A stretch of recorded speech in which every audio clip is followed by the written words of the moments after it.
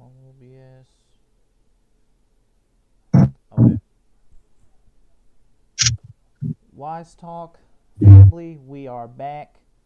Uh, got a little NBA heavy episode for you.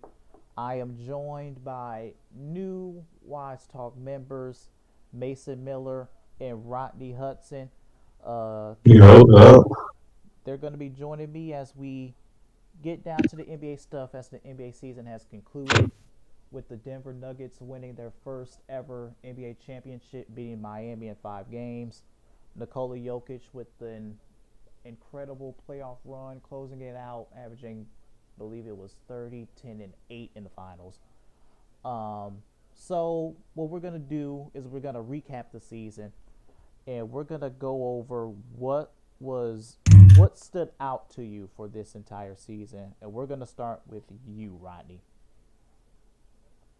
Uh, it's a lot to pick from, a lot of teams, a lot of stories, but I'm gonna have to go with it's different, but I got the Brooklyn Nets. I like how the Brooklyn Nets, even though they got rid of KD and also Kyrie, I like how they bounced back. Got Mikael Bridges and also found a star in Mikael Bridges, like helping them get to the playoffs and almost they actually kind of put up a decent fight Mm-hmm. against the Sixers. So I just feel like the Nets were probably my biggest story of the season. How they found their star and now they can rebuild with this roster with Cam Thomas, Spencer Dinwiddie, a young Nick Claxton. So yeah, I like the Nets in this discussion. That's a good choice, honestly. With Brooklyn, I'm still not sure if Mikael Bridges could like legit be the number one option, but Mm-hmm. I think Brooklyn knows where to go to get their number one pick. Plus, now they got like a bunch of assets from that Phoenix trade. So Yeah, a ton of assets, ton of assets. yeah, so they have the what I'm trying to say, the capital to get their number one option. So, and I think the Nets, they're going to be set for the future. A lot of young players.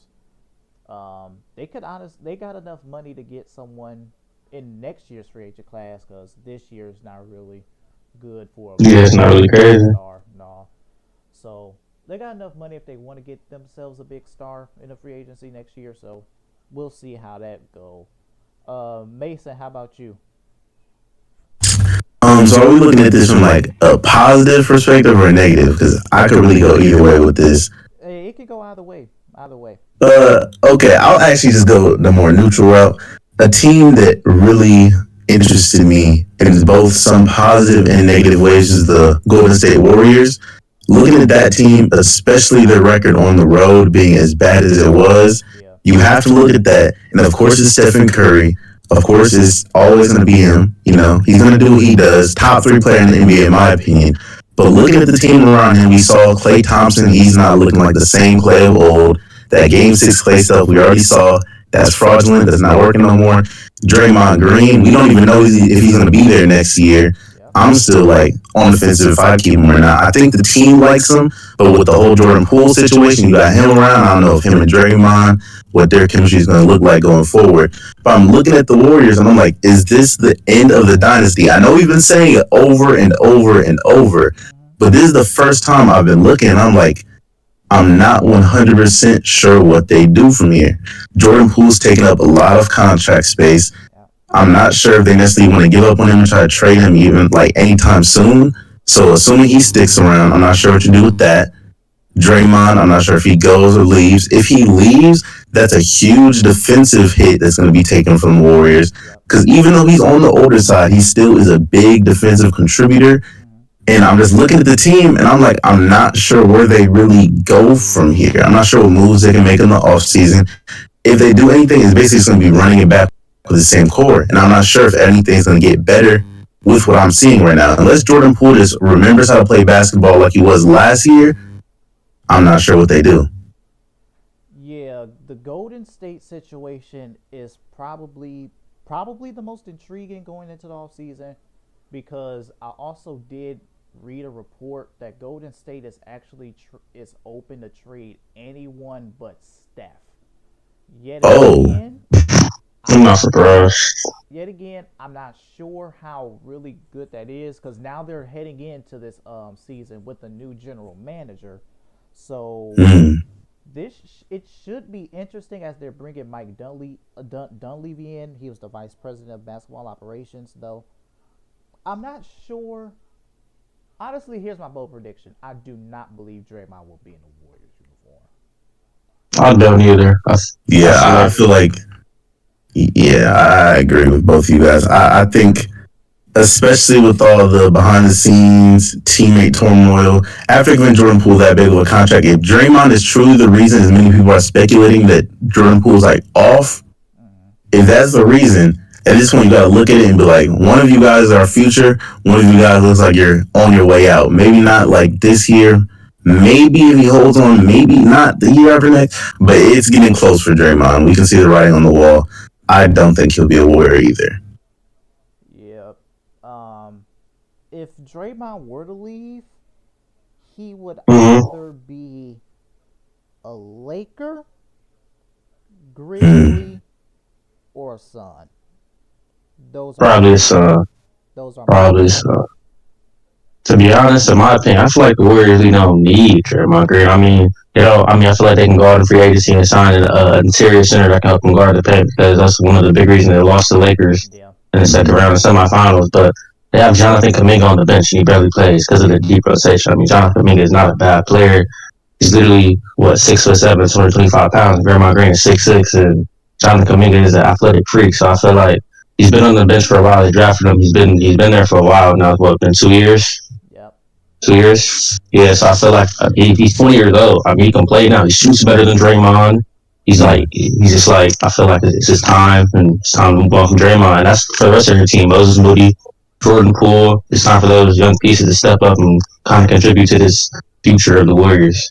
Yeah, because one of the reasons why we looked at Golden State this year is because how good the young core was, but it seemed have to take a drop this year because we praised Golden State's player development over the years and how they are able to make to make players who can make great contributions, especially when they need it most. Like Jordan Poole last year, Kevon Mm. Looney, um, Mm-hmm. all of these players who like stepped up, who really doesn't do much, but they stepped up when they needed them. So they're also, if they're gonna lose Draymond, they're gonna have to keep going on these young players. They're gonna have to keep Moses Moody. They did draft Patrick Baldwin last year. They're hoping for development from him. If that doesn't happen, this Warriors dynasty is over. I honestly believe it's over already. Yeah, Um, yeah. Yeah, I'm not sure I see them being championship contenders in the near Next couple of years. future. Yeah, yeah, but really, when we judge the Warriors, if they're not in the finals, the season's a failure. So yeah. I can see that. Yeah, there's no like in between with Yeah. them at all. yeah, I don't think Golden State will return to the finals anytime soon, unless a miracle happens, and I don't see that happening. So Honestly, I feel like the small ball era, which was really how the Warriors, like their whole thing was run, especially with Draymond and all that. I think this is showing that the small ball era is over. We're back to a point. We were in a big man drought for like a long time. You really got to think like the whole 2000s, besides like a few big names, like once the 90s were over, it got to the 2000s, but especially the 2010s, it ooh, was like bad. Like in the 2010s, we have like we had the Dwight KG, he was Howard. kind of there. Yeah, Dirk was kind of there, but then from there we had like who DeMarcus Cousins for like a couple little years. We had 3 4 years. Yeah, yeah, it's been bad, but now you look at the top players in the league. Most of the top five is big men. I think the days of seeing like Currys and Dames will not be like the best players. As you see, anybody who's getting picked in the top three, it's rare they're under like 6 7 at this point. I yeah, think the league's going back to a point where like the big man is going to be dominating, specifically a big man with guard skills. yep. As that continues to get better, I don't yeah, think these small ball lineups are going to be able to do much anymore. When you have a Jokic, you can't really put like a Kevon Looney on him. While Kevon Looney's like good, if And that's Jokic your is biggest guy, elite too. yeah, come on now, that's not gonna cut it in this new era in the NBA. I don't think it's gonna work. I see where you're going with that too as well. I mean, you can look at the teams that all made the finals in both of the conferences. You can look at the Heat. I mean, Bam is undersized, but Bam is big with guard skills. And He the can Celtics, defend 1 through 5. yep, and Yeah. The Celtics had Robert Williams and Al Horford. Those are great defensive bigs. The Nuggets, of course, have Jokic himself, and the Lakers have AD. So, I mean, you can look at all those teams, and they do have big men that can, big bigs that can defend the rim. But what's the Warriors do not have in this new era? It's kind of going to be hard for them to even bounce back and be effective in this new basketball. Right. And like going into that big man era, the projected number one pick is a 7'5" demigod. Like Yeah. Yeah. we're about to usher back into the big man era. Now it's about to probably be a big man era from the internationals, because the last five Hmm. MVPs are international players. It was Giannis twice, Jokic twice, and Embiid last year. Shouldn't have been, but it was Embiid last year. Um, shouldn't have been, but Nah, it should not have but been. This should not have been. actually, now to answer this question about what surprised you, well, actually, not what surprised me, but proved me right. Mm. Joel Embiid in the postseason. Oh yeah. Yeah, you're Hmm. absolutely right. I 100%. remember at our last dance podcast, I brought up Joel Embiid postseason disappointments. I brought it up. Y'all didn't really hear me, but I was right. Because in the first round against Brooklyn, he was, I mean, he really didn't need to be because it was the He Nets didn't and really they need were to be too dominant for real. outmatched. But he wasn't as dominant as he was. But defensively, he was, though. I give that to him. Defensively, he was pretty great. But then the next series happened. Embiid was a complete shell of himself. Yeah. Yeah. Game 7, him and James Harden was god awful. I thought James Harden quit, to be honest with you. Um, Embiid didn't shoot efficiently at all this postseason. I believe he shot under 45% from the field, and I don't know how you do that. And you 7-1 and 290. I don't understand that. But Joel Embiid legit proved the point that his MVP was like a here nigga damn. That's basically what Yeah. it was. Yeah. Um, 100%. Honestly, Joel Embiid, where would y'all rank him actually? And my top 10? Yeah, he's top 10 for sure, but where in the Uh, top 10? I'll put him just because he won MVP and like how dominant he was in the regular season. I had to put him at 4. Yeah, I still got him at 4. He's still top 5 to me. Anybody, I could, okay, because if my top 3 is like Jokic, Giannis, Curry, then it's like Embiid. If you put Luca over Embiid, I'm cool with that. But everybody behind Embiid, I'm still not quite comfortable saying that they're over him yet. But I am Yeah. looking at Embiid. Well, no, I'm looking at Embiid the same way I've been looking at him all season. He got what he wanted. He didn't want the championship. He wanted that MVP. He cried. He Yeah. whined. He bitched his way into an MVP, a fraudulent one. The whole season, I'm looking and I'm like, okay. And me, when I'm not saying he's not an MVP caliber Yeah, he player, definitely we is. know he's an MVP caliber player. But what was his real argument? Any argument for him was the same argument for Giannis or argument for Jokic. No matter which way you sliced it, it was one of those two to me. I think people kind of like got tired of Giannis in the sense of like, okay, he's doing the same thing he does every year. So it was really Jokic, and I think it was like undoubtedly Jokic. At a certain point, I think it was just Jokic, but that's neither here nor there. I always knew that Embiid, he's a great player. His leadership's in question, his character's in question, his motivation's in question. He's a consistent playoff choker, and it's not anything new. People are expecting like him to get an MVP and become a new person. This has been Embiid Yep. for as long as Embiid For has a been long Embiid. time. Yeah. And also with an MVP, it's gonna exceed expectations. So I don't know how exactly do you expect them to win Mm-hmm. when he's never even met the lower Yeah. expectations. So I maybe still remember that. maybe you get over the hump, but I don't know.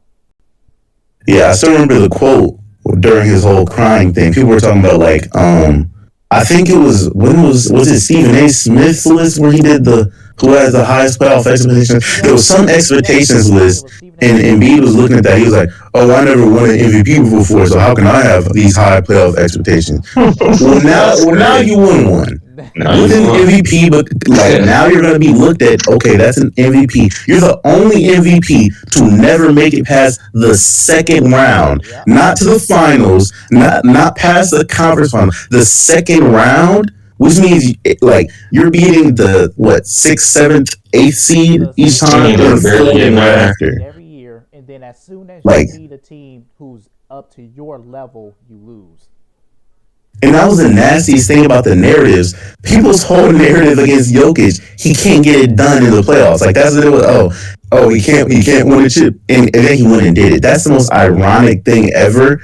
That happened, and Embiid choked the same way everybody with a brain really would. You're looking at him; it's the same Embiid. He's going to do the same thing. He's a great player. Do not get me wrong, but when the lights are the brightest, You don't show he's up for just him. not. Can't really show up for. I mean, I, I've had constant arguments about this with Rodney, with Coach J in the union. He didn't listen. But hey, I told all y'all though. I told all y'all. We are we actually staying? just had. Wait, you say what, Rodney? Are we staying on this topic? Cause I want to add on Yeah, like go ahead. somebody who proved me right this season. Uh huh. I would probably say probably the whole Timberwolves team, and especially Carl Anthony Towns. I feel like Mm. I mean at this point, man, like we made the trade, we got a center, we put everybody saying the problem was Cat at center because he wasn't aggressive enough, and that we found a center. We got it. Got Mike Conley. We had this team. Carl Anthony Towns averaged 20 points. What? 20 points, 8 rebounds, 4 assists. And what? They got first rounded? First rounded? Yep, against Denver. Like, and it's like y'all had all of our momentum after a good series against the Grizzlies last year. And it was a great series, and y'all built all that momentum. Y'all get the center just to lose in the first round and be the eighth seed out of all places. Yeah, took So it. I mean, and I expected it. I expected it. And I feel like Carl Anthony Towns, I feel like he doesn't have the leadership either. I mean, he proved me right.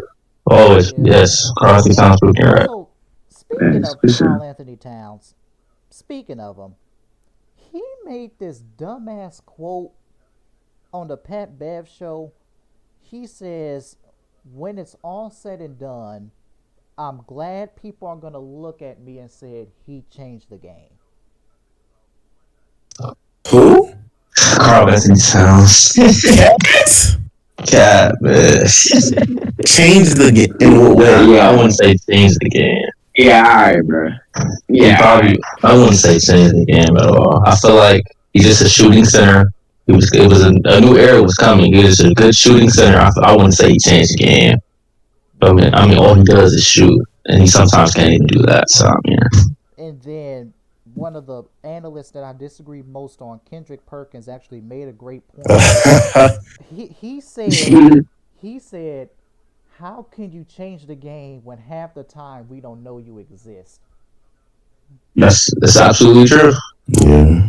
Yeah, it Yeah, I is. mean that's basically what it is. As good as Cat is a player, we forget about him sometimes because he be in No, some yeah, slumps exactly. that'll get him like people look at him as a joke, even though he's a very talented player. Even though I get very frustrated with him because you need to be getting your big ass in a low post and go post a 6'3" dude instead of shooting threes all the damn time. That's my issue with him. hmm Like, I feel like a lot of that has to do with the team too, though, right? Like just the team he's on. Mm. I Like don't know. It's the Minnesota Timberwolves. Like I don't think we really looking at them importantly yet. Shit, they ain't really haven't done enough. I mean, I feel like we should though. I mean, they just. I'm not gonna say we should, I but mean, they should at least be improving every season, if that makes sense. Like, because they If have you look at Anthony it, they Edwards, are. and they need yeah, a they have point Anthony guard. Edwards. They need a point guard. I I don't know. I heard this from somewhere, but it was going around that they were gonna start focusing building around Anthony Edwards instead of Karl Anthony Towns. Yeah, I mean, was that always the goal? I mean, I I think mean, it's I mean, I I mean, think it was. I don't think it was the goal until recently, I until mean, like very I recently. think what happened is I think they didn't expect for Anthony Edwards to like rise so quickly, and then Mm. they started to believe that Ant is probably easier to build around, and I actually believe it is. So, Yeah, yeah. so that's Speaking of Carl Anthony Towns, it wouldn't. First off, just going back to him actually real quick, mm-hmm. because I agree. The Timberwolves. I'm not even gonna say they like surprised. Well, you said proved you right. If you mean proved you right, isn't how bad they are, how yes, bad they're going to yes. be. I 100% agree. That Gobert trade, 100% to me, one is of going to the one One of the of, worst. if worst. not the worst trade Yeah, in NBA history. it was a one He trade. almost changed the landscape of like what every star was gonna have to go for. I remember when the KD trade rumors were first season. People were like, "How is he ever going?" Like, if Gobert went for that, what is KD gonna? You're gonna have to trade your whole team for KD at that point. Trade the whole team in seven first rounders. Yeah, like I don't know what the Timberwolves were thinking for I mean, Baguette Biombo, but That's crazy. it is not going to work out with them. I don't know what they're about to do with Gobert on the team. They have to trade Cat at this point. Like it's I mean, mandatory. they have to do it because they can't just retrade Gobert after they gave up They all shouldn't. those They shouldn't have made that picks. trade. They, Like I mean, speaking on that trade, hold up, my bad, CaBreon. But no, go speaking ahead. on that trade, Cat actually like his stats like they dropped compared to last season. Like Mm-hmm. his rebounds went down, his points went down, shoot his blocks went down. Like I feel like that trade really like regressed him as a player because he was in the five, or he can be more impactful at the five. Now he's at the four.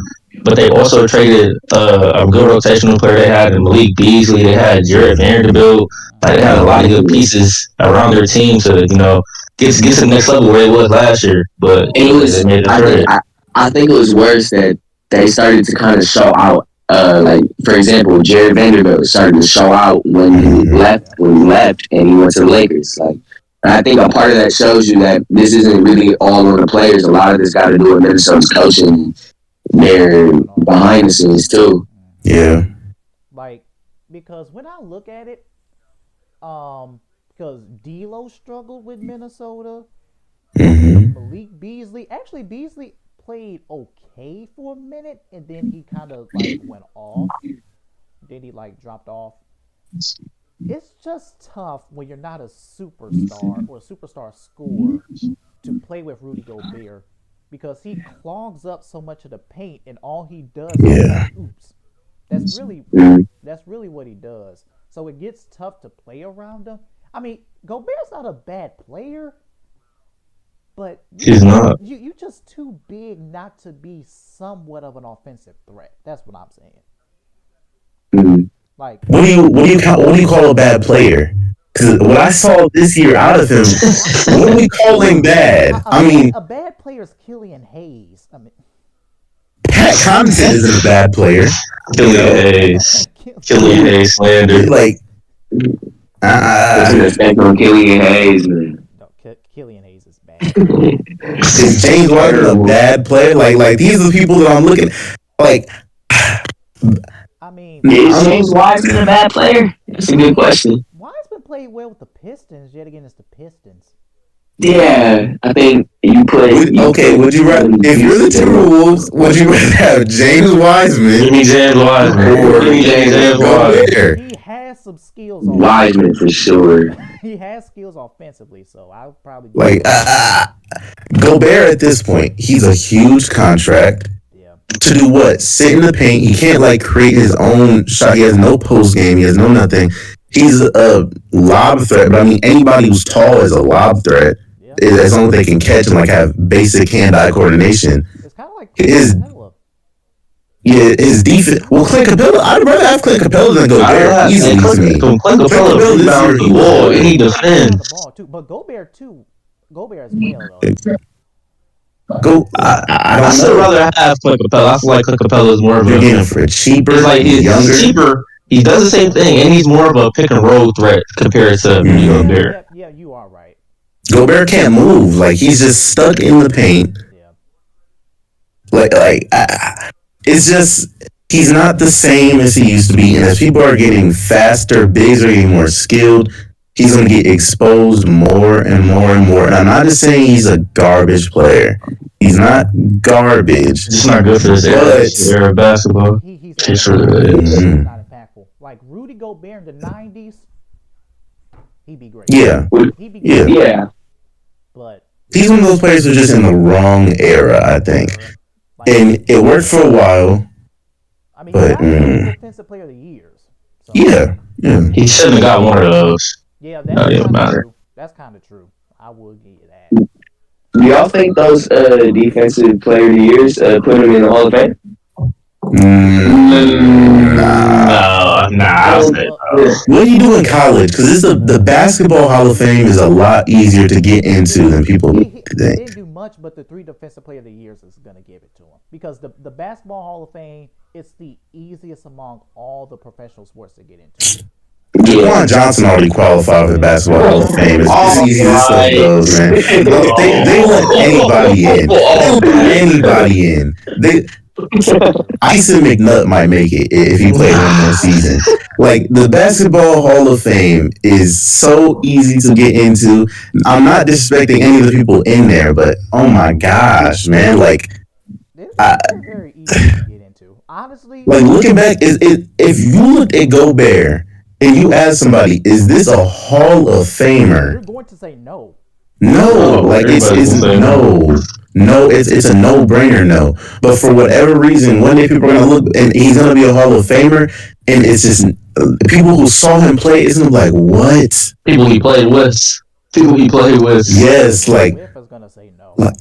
Like, and when you look at this up, one of those things, and this is a whole different question. Do you think the Hall of Fame is really that valuable? Because I saw a quote from Jimmy Butler during their offseason. Not basketball.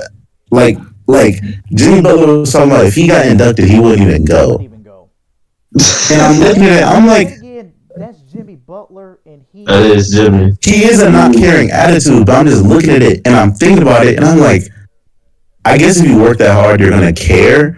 But just looking at the names next to you, what do you look like getting inducted to the Hall of Fame next to Rudy Gobert? Honestly, Jimmy Butler, he's gonna end up getting in there because I saw resume comparisons. He has a better resume than Reggie Miller. Wow. You want to talk about Jimmy Butler? Do we want to talk about? We can get into that. The top 10. Wow. Yeah. We can talk about Jimmy. About that. Okay. It's a topic, but it goes. What I say? It goes. What it goes? Jokic, Giannis, Curry, and B. I have Jimmy at 5.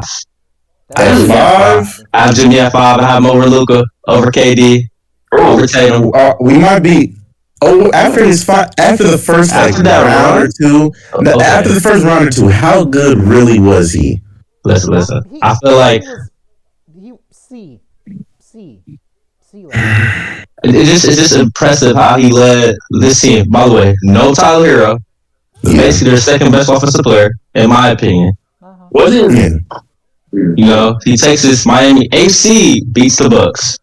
Like, he's low top 10 to me. He's still like a top 10 caliber player. So where do you have? Where do you have? Who's over? Let me go back and look at my list. Let me look back. He's up there. I'm messaging Butler. That's one of my favorite players in the league. 5 is nuts.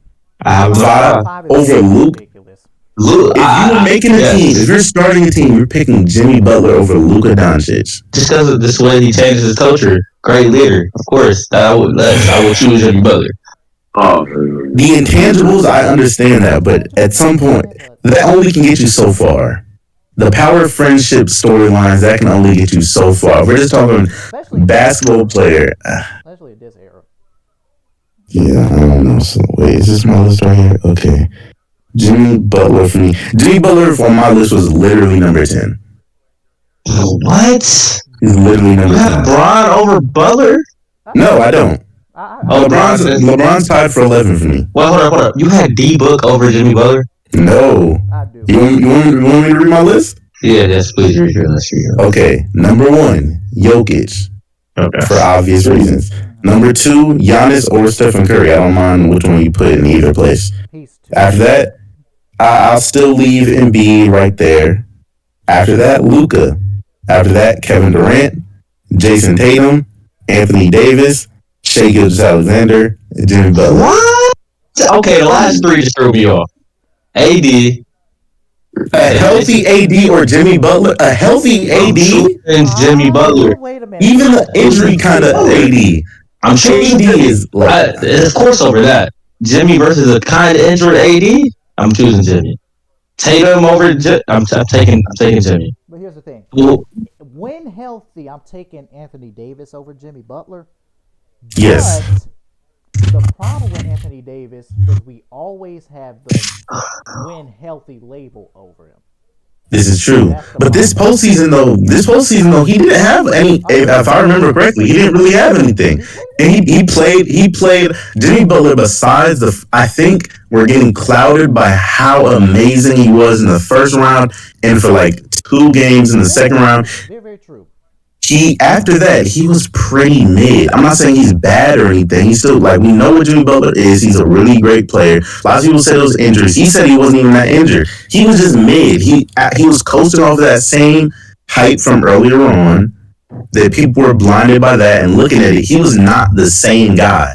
The guy that the Bucks faced in round 1, that was Jimmy Jordan. That was Jimmy Jordan.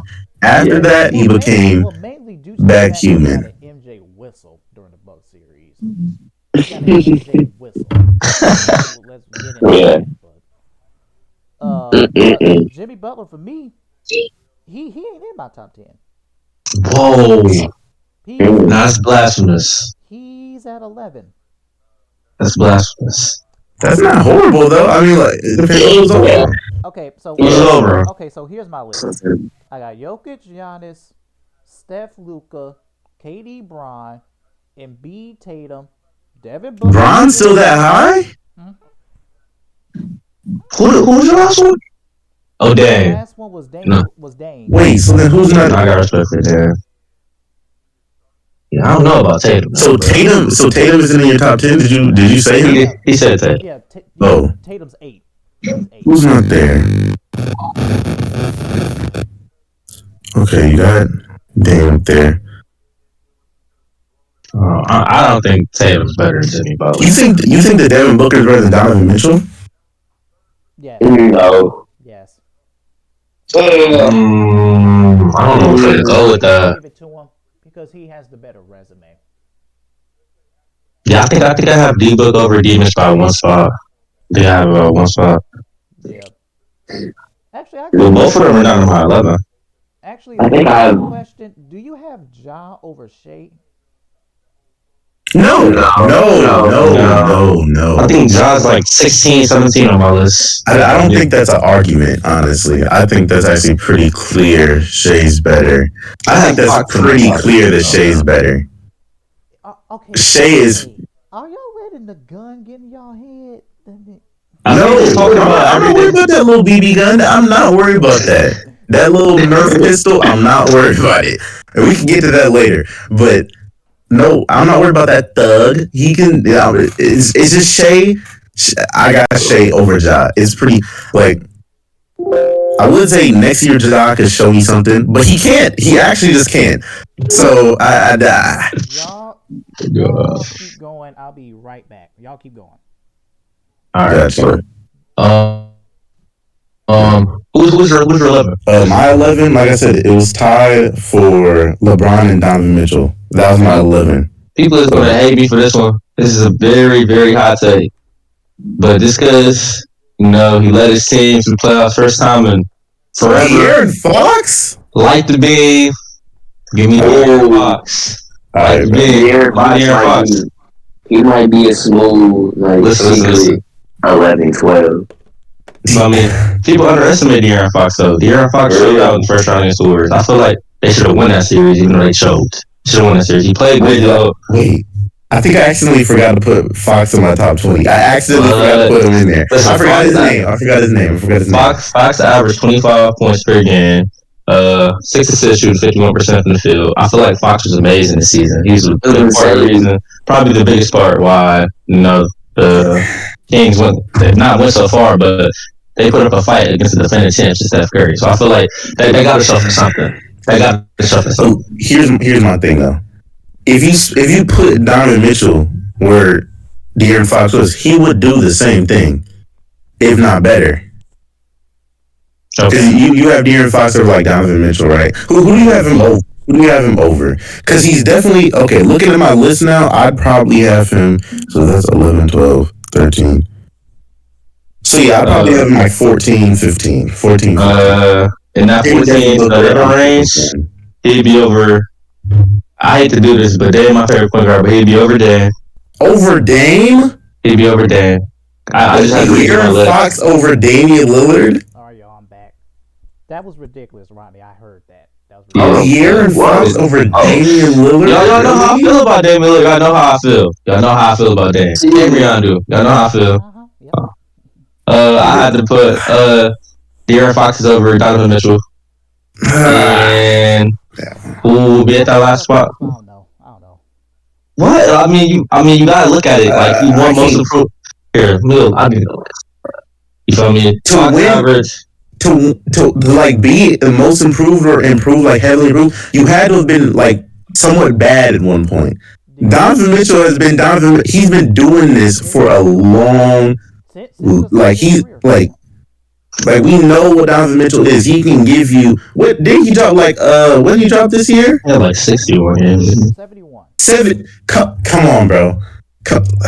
And then didn't Dame do like 60 or something this year too? Yeah, y'all know how I feel about Dame. He's my favorite guard. Y'all know how I feel about Dame. So you have De'Aaron Fox. No, not the Fox is like right under there. Fox is right under. I had him 14 or 15. Just I can't comfortably say that he's over Donovan Mitchell, Dame, and then you said he was over Shea too.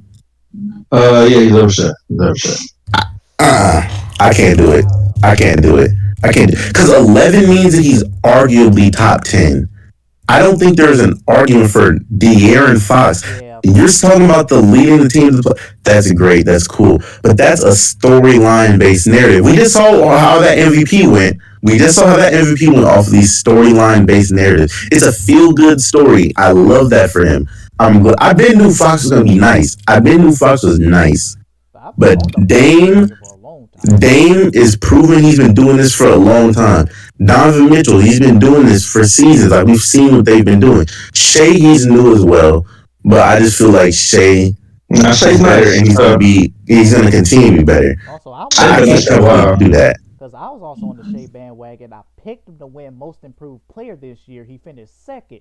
Lauri Markkanen got it because it actually made the most sense. Lauri Markkanen was actually hooping this season. Like I don't know if they were like a bench level player. Man, I don't know like a starter. Lauri Markkanen came up. Boy, he had to take like because we would wonder like where he would fit in the league, and then he just ended up being an all-star. So yeah, that was. I mean, they finally gave the Most Improved Player to the actual Most Improved Player. So yes, yeah, I can't even remember who was Most Improved before this. Couldn't even say. It's probably Jordan Clarkson. Was it Jordan Clarkson? It was Ja. It was Ja. It was Ja. Mm-hmm. What was the year? Oh, okay, was the year after that Jordan Clarkson? It was the year before that. Before that. The year before that? Was that Jordan Clarkson? Yeah, it was. No, he was 6th man of the year, I think. That was 6th man of the year. Last year, if I was voting, Jordan Poole should have easily been Most Improved last year. Easily, he went from G League to like. Well, now what's his contract? He got like a crazy. That's easily like no brainer. Out of the league to like people. 5 years, like the next 5 years, 131. Damn, it's a lot of damn money. That's another. Okay. But let's actually speak on Dame. Actually. Oh man, my favorite guard, man. Talk to me. Did we see him in his last season in the Trailblazer uniform? Personally, let me go first. You know, I'm a damn guy. I'm a Trailblazers guy. Yep. This will be the last season I see Dame in the Trailblazers uniform. Only because of the simple fact, I feel like Dame, he's not trying to rebuild, and that's what the Blazers are trying to do. I feel like if they draft Scoot Henderson, Dame is gone. Yep. Personally, if the who was number 2 pick? It's the Hornets. Hornets. The Hornets. Yep. If the Hornets pass up on Scoot, which might happen because they might draft, It could but happen. because they might draft Miller because they already have LaMelo. That one, I feel like if the Blazers draft Scoot, the Dame era in Portland is over. Just because they would now have 3 guards. They'll have Simons, Sharp, and that'll be Scoot. Yeah. What would be the point of having 4 guards here? So you trade Dame. Dame goes off to a. I hope the Blazers do him good. Trade him to a championship contender team like the Bucks. The Bucks can have Dame. Honestly, The Lakers can have Dame. Dame. No teams like that. Dame can stay away from Milwaukee. Why do you feel that? Yeah, Why do you feel that? Why do you feel like that? Because he made a dumbass quote about Mike Budenholzer getting fired. What was the quote? I didn't see the quote. What did he say? He said, "Y'all mad that a championship coach is getting fired when he delivered y'all a chip." Let's be honest here. If KD didn't go over 10 in overtime and his little toe was on the line, Mike Budenholzer would have got fired that year. Yeah, absolutely right. So true. And Giannis saved his job, to be honest. Let's be honest about that, because he was on borrowed time to begin with. That championship saved him time. But is that the only reason why you do not want Damian Lillard on the Bucks? Yes. What? Like, as a Bucks fan, as a Trailblazers fan to a Bucks fan, that is so petty. Honestly, to be honest, if Dame were to come, I'll get over it. Let's be clear. I'm gonna get over it if Dame comes. What would you give up for Dame? Because as a Trailblazers fan, I feel like honestly, I would give up Drew. I give up Drew. I heard a lot of people say they would keep Drew and trade Middleton, and they would sign back Middleton and Portis, and they would trade those two. No, I'll keep Chris. Chris actually played well in the postseason. Like, now with the full offseason in which he's healthy, I'm confident that he'll. You crazy if you think you're getting a game without Chris though. That's crazy. Yeah, but that's crazy. Honestly, as much as I love Drew, we gotta move on from him. You wouldn't like a Dame and a Drew like backcourt? That would be crazy actually. That'd be insane. I would love it, but the thing is, Drew's offensive struggles, especially in the playoffs. They come to light. Yeah, it's bad, and honestly, it makes the most sense because, well, honestly, with Chris actually, because that scoring load will go to Dame. Yeah, it would probably be Dame and Giannis. Dame and Giannis pick and roll. Brook Lopez in the corner. Yep. You feel me? Drew Holiday spot up be the second option because a couple of games when Giannis was injured during like the regular season when he was out. Drew Holiday stepped up big time some games. He stepped up. So I feel like Drew Holiday can be a third option. He can be a third option. He can, definitely. I think Drew Holiday can be a second option sometimes. Nah, I don't know. Couldn't say second. Sometimes there are games where Drew plays out of his mind. Yes. The second option goes bad. That's why I say he can be a third option. He's too streaky. He's too streaky to be like your second option. I feel like he's just scarily inconsistent. Yeah. I think. I mean, if he's guarding a guard like Devin Booker, on the other hand, we're set. But if he's facing Jimmy that's why I feel like y'all should keep Drew Holiday. I'm a Trailblazers fan, and that's why I feel like y'all should keep Drew. I feel like we don't need Drew. Please don't give us Drew. We already have enough guards. Y'all don't want Drew. That is. We don't want Drew. We don't want Drew. That is right. If anything, we probably want Bobby Portis and Chris Middleton over Drew. Honestly, as much as I love Bobby Portis, I am open to trade him. I'm open to trade him. And we would love Bobby Portis in the Trailblazers uniform. We would absolutely love it. Yeah, actually having Bobby in the Portland environment, that'd actually be fine. So I think they'll take that. That'd be a great 35 in my opinion. You're probably gonna have to include Pat Connaughton in there, give y'all a spot up shooter at the position. Let's be honest here. Like, y'all can go right back to continuing on. As a Bucks fan, as a Wisconsin sports fan, I mean, not Wisconsin sports in general. NFL and NBA, it's Wisconsin. Why are we acting like Dame's gonna come here ever in any universe. What star have we in like? I don't know ball on baseball. I don't know ball on hockey and that type of stuff. But for NFL, NBA, when have we ever like signed or traded for a star? We have to develop everybody. That is true. It's just not going to happen. While it's fun to imagine, With the NBA, John Horst is an aggressive GM. NFL, on the other hand, with Brian Gutekunst, we're gonna talk about the NFL some down the line because I got a lot to unload about that. He's not aggressive at all. It took him a million years to get the Aaron Rodgers trade finalized. Like, and honestly, when I think about it, he wanted to keep Aaron Rodgers, but he knew he had to move on. But that's just me. We're not. You are right, though. Wisconsin sports were not aggressive because the Brewers were not aggressive at all. I don't think it's even an aggressive thing. If you're Dame, think about the trade landing spots that like he could possibly go to. The things that people are talking about. If you're Dame, you're looking at like if the options are like Miami. Oh yeah, Miami versus LA. He was in Miami and Miami versus Milwaukee. Come on, like he also has been in a small market for his whole career. Exactly. Why we want to stay in a small market. Milwaukee's probably smaller than Portland. Yeah. So it's just at this I feel like Milwaukee probably gives him the best chance to win. Well, Miami gives probably him the best spot to win and be like comfortable in his own sense. Plus, Dame has actually shown interest in playing with Giannis. So. Yeah, don't get me wrong. That would be an amazing duo. And like, if this was 2K, where like you could just trade what you want to do, just do stuff, we can make a package to where that could work. But in real life, unfortunately, it just doesn't happen. I don't even get my hopes up about those things you were talking about. It. If he's not in a Trailblazers uniform next year, he's in a Heat uniform. I truly believe that. Yeah. He already said like he does not want to go to the Celtics. They're racist, all type of other stuff. That's dead. That's another reason probably why he don't want to come to Milwaukee too. If I'm him, I'm looking at the Heat, and that's the best. That's the best situation. If he goes to the Heat, him, Jimmy Butler, Bam, that is Tyler Hero. That is a ring. But here's the thing.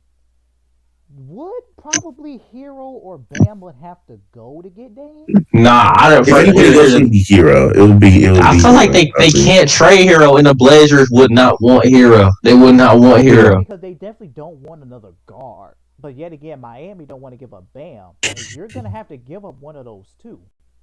I don't think they're gonna give up Hero or Bam.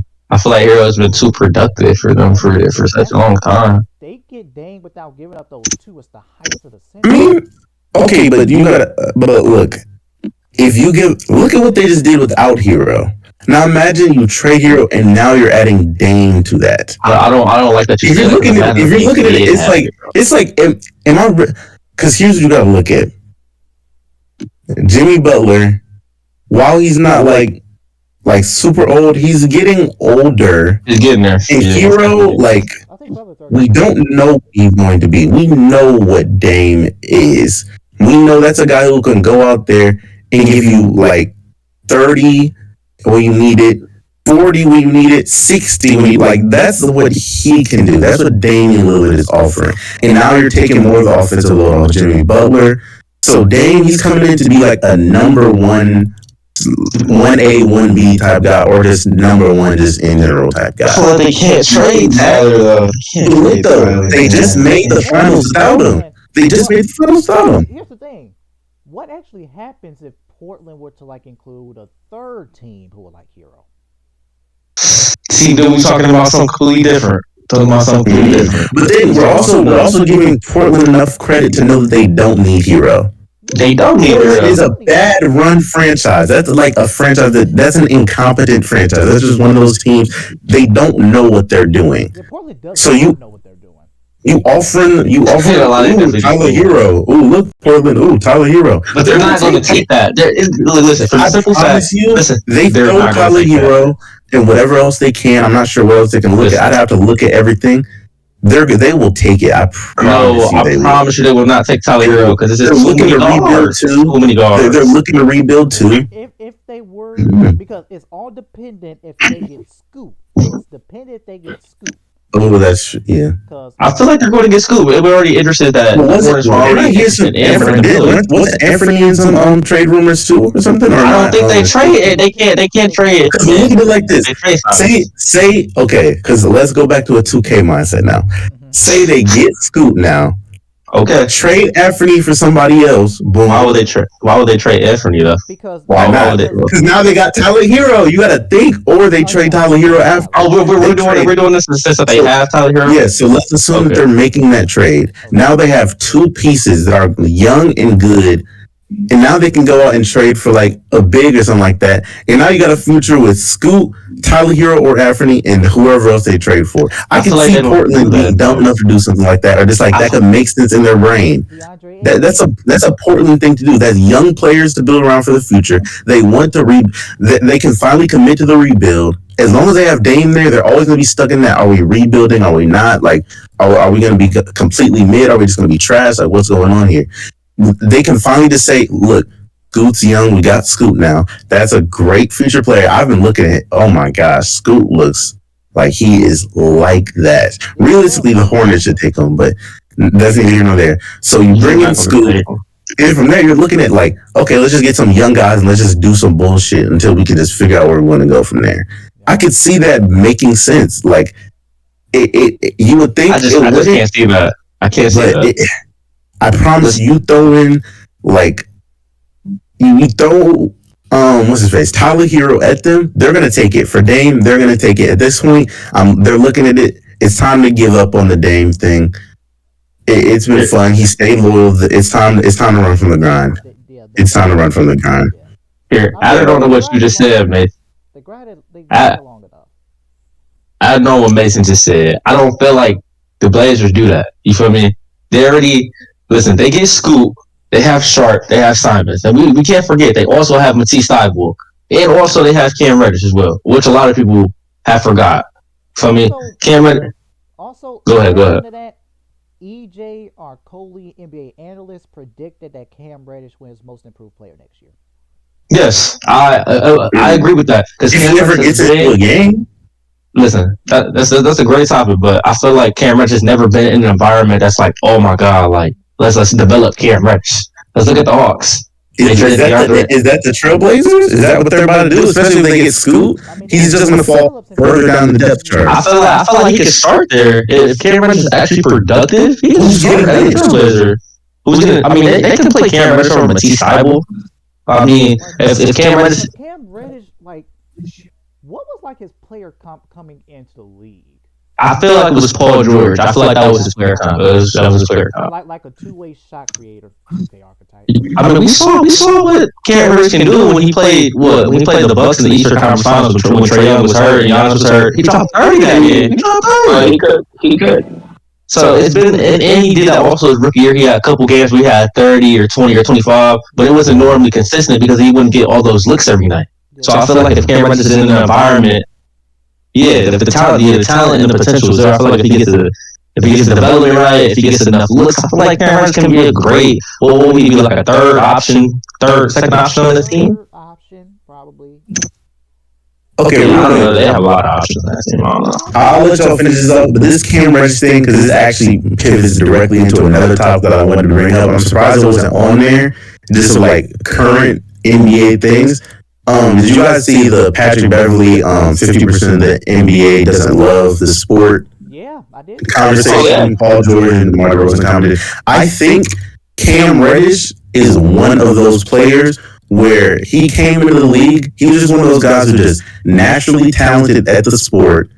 And like he has a bunch of talent, but he doesn't know basketball, and that's why he's not getting in. Because you see him get in the games, and you wonder, why is he not, like, he could be a starter, something you would think that. He could be a star. Something has to be keeping him on the bench. I think that he is just a player that is just, like, so naturally gifted, but just a super, super raw talent to where he's just going to need to be heavily developed and heavily coached to really learn the ins and outs of basketball to really be useful. He might be one of those AAU type players like the Jalen Greens that I'm seeing and all those guys out in Houston who are just out there just like, out there hooping like it's blacktop. I think that's Yeah. his problem because there's no other reason unless he's just like beating up coaches in the locker room or something. There's no reason that guy There should has to not be a be reason why on the why court. he's not being played. There is a reason because Tom Thibodeau really didn't like him there because he hated the fact that the Knicks actually went to get Reddish because they said it was gonna mess up his rotation, even though he didn't really do it because He didn't even play Reddish at all. he played him. He didn't play Reddish. Yeah.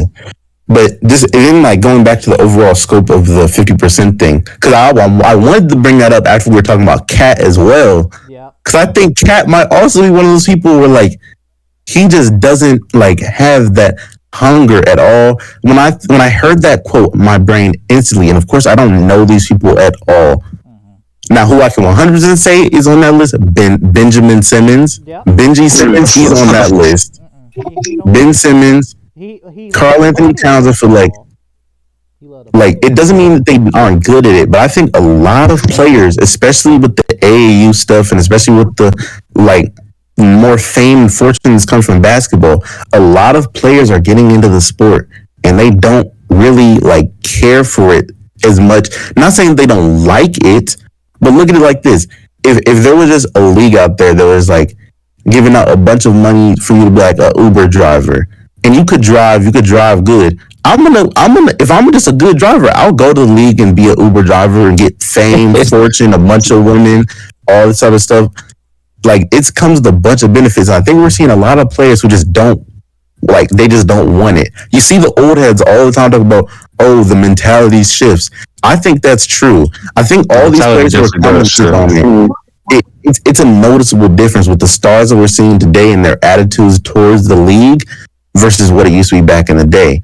And I think that's also why the foreign players are dominating right now. Because you look at it and you think about what a foreign person, like most of their conditions, they're in a lot less. Think about Jokic and like his brothers and whatnot. What they were talking about going through. Giannis, what he talks about going through, working with his family.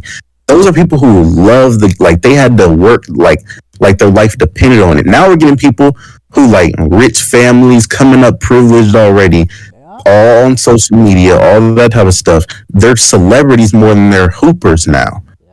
It's a different mentality shift, which is why we keep on getting all these players who have huge potential, Zion, but just can't ever like do what they're meant to do. They have all this talent and they just don't have the work ethic. They don't have the discipline that these older players used to have that allowed them to be so great. Imagine Zion Williamson with the Kobe mentality. He would lose more weight. He would work harder.